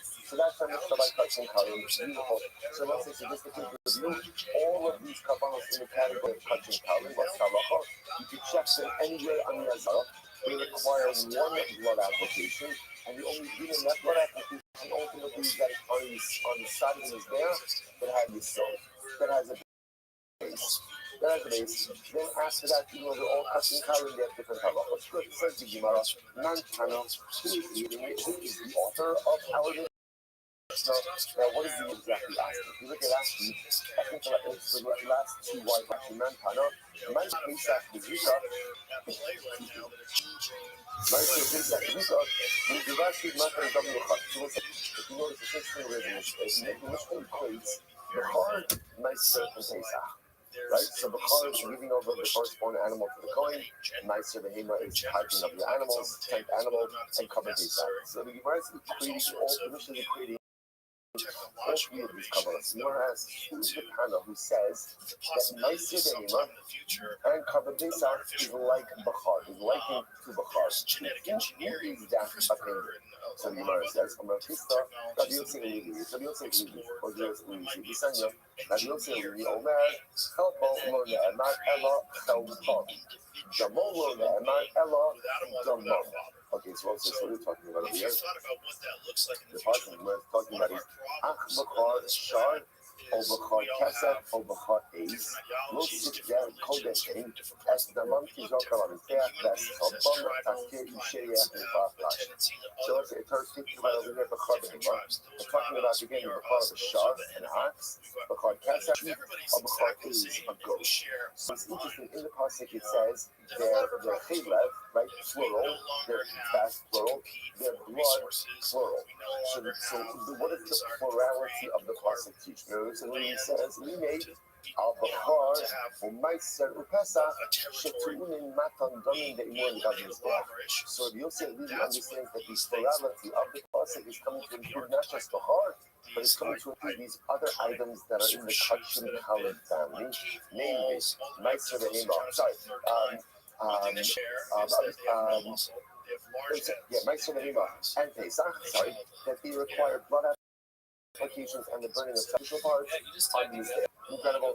The Gemara says, Neged Hayisod Menala, and finds. I understand the commonality between all three of these things. So Bechar, Meiser Behema, and Pesach are all learned out of the pasuk of Bechar, teaching that just as Bechar requires blood application and sacrificial parts burnt on the Mizbeach, so too does Meiser Behema and Pesach. Good. Next detail. We don't require one blood application. How do I know that it has to be on the side of the Mizbeach that has the soul, that has the base? Where do I know that? From Rabbi Lazar, Asya, Zrika, Me'olma. We learn out of the Gzera Shava, ultimately we're going to Zrika, from Ola. Fine. So what apparently, just like Ola only requires one blood application, but requires it on the side of the Mizbeach that has a ledge, so too again, these other Kabbalos also require one blood application, but require it on a side that has a ledge. Hakobim Zayin 57a. Ola Gufa Minalan, but Ola itself, where do I know that Ola requires one blood application and on the spot one of the applications is possible? But how do I know that Allah requires it on the side of the Mizbeach that has a ledge, it has a Yisod? A Yisod Mizbeach. The pasuk says to the base of the Mizbeach of Allah. Minei al-Ola Shova She'una Yisod. You see from here that halacha l'maisa that with the Ola ultimately again you require one blood application and it requires it on a side that has the Yisod. I says the Gemara second, but Ola doesn't require one blood application. Ola back again. Imar Havan Shema Taras Shein Arba.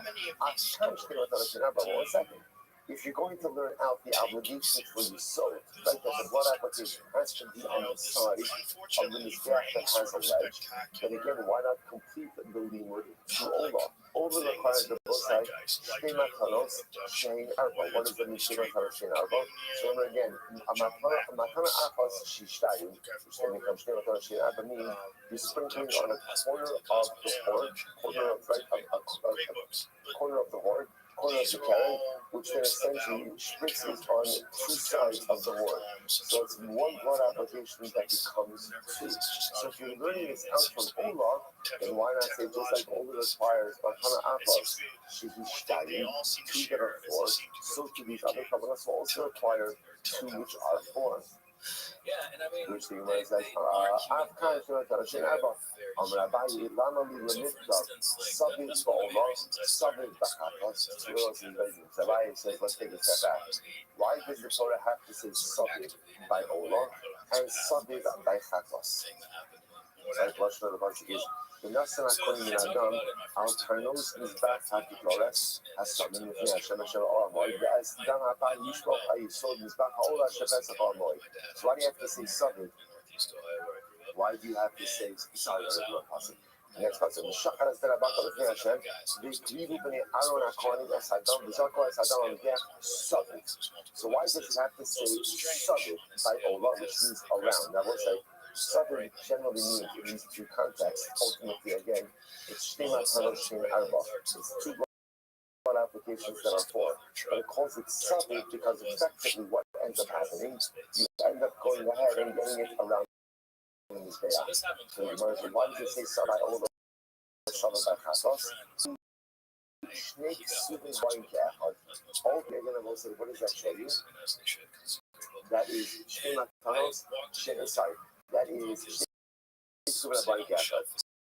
also this principle in general, if the Torah states something once, that is the teacher, or states something twice, it is that this is the set and not the rule. So it says Sabid by Olah, it says Sabid by Chatos. What is it? So back to the rest, just a moment. Sabid by Chatos. The Niluim is Olah Misabid, Shamiran Ben David Masanos, the Soviet is the most David Luchos when he's there. So ultimately, you're going to look at that. This is actually talking about Sabid by Chatos and Niluim by Olah. So again, it's David Masanos, 4 blood applications.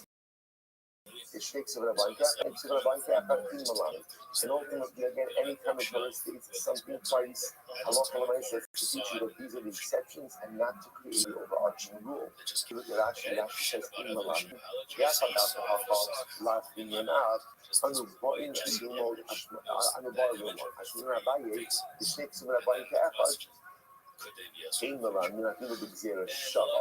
Which I will say ultimately again, both of these cases of Ola and Chatos essentially became shakes of the and therefore, even though I just want to point out what's happening over here, even though I'm going ahead and learning out Zrika from Ola, so I'm learning out the obligation that the blood application by these other kavanos, namely again, Bachar, Meiser, Pesach, has to be connected how you sold. Has to go ahead and be on the side of the get that has a ledge, that has a base. Ultimately, I'm not learning the number of blood applications. Why?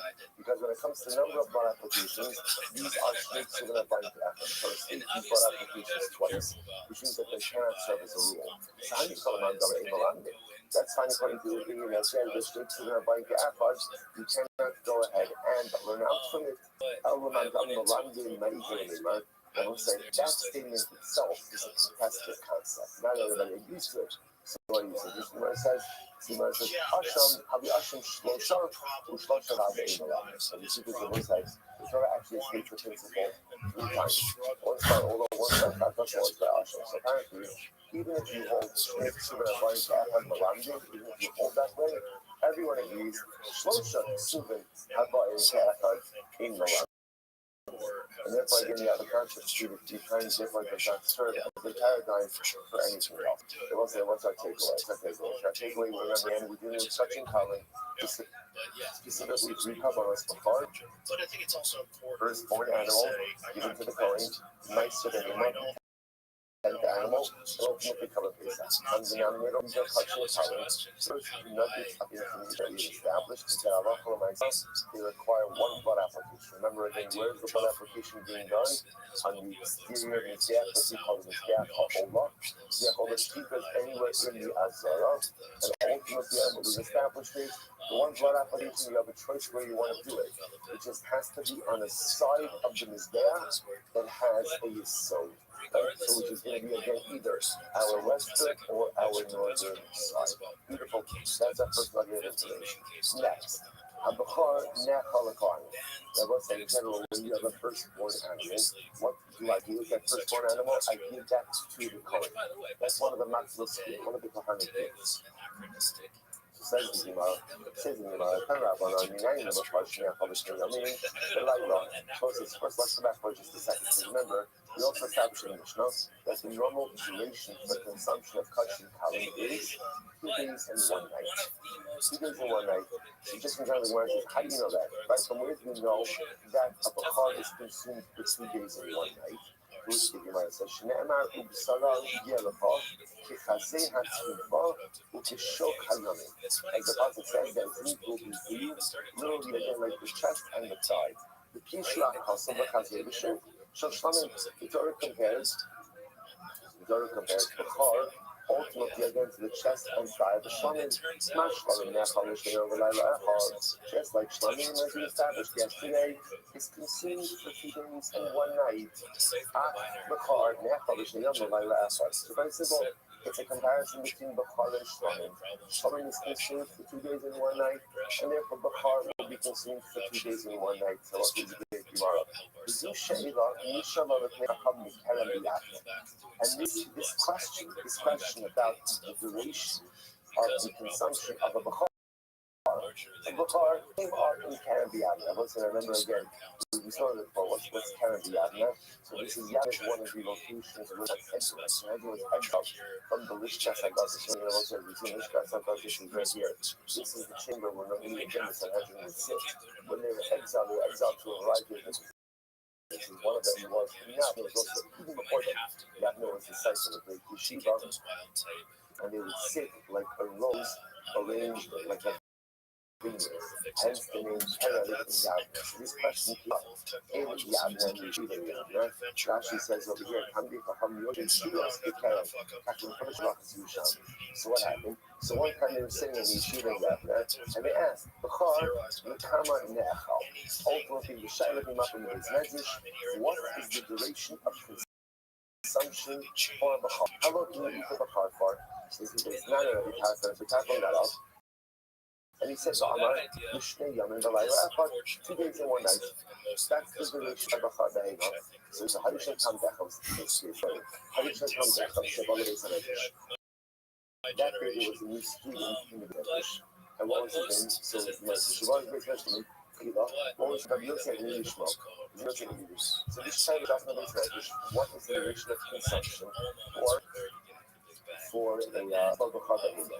Now what happened? It happened to have been Rabbi Yossi Ha'Zulili's first day in the Beis Medrash.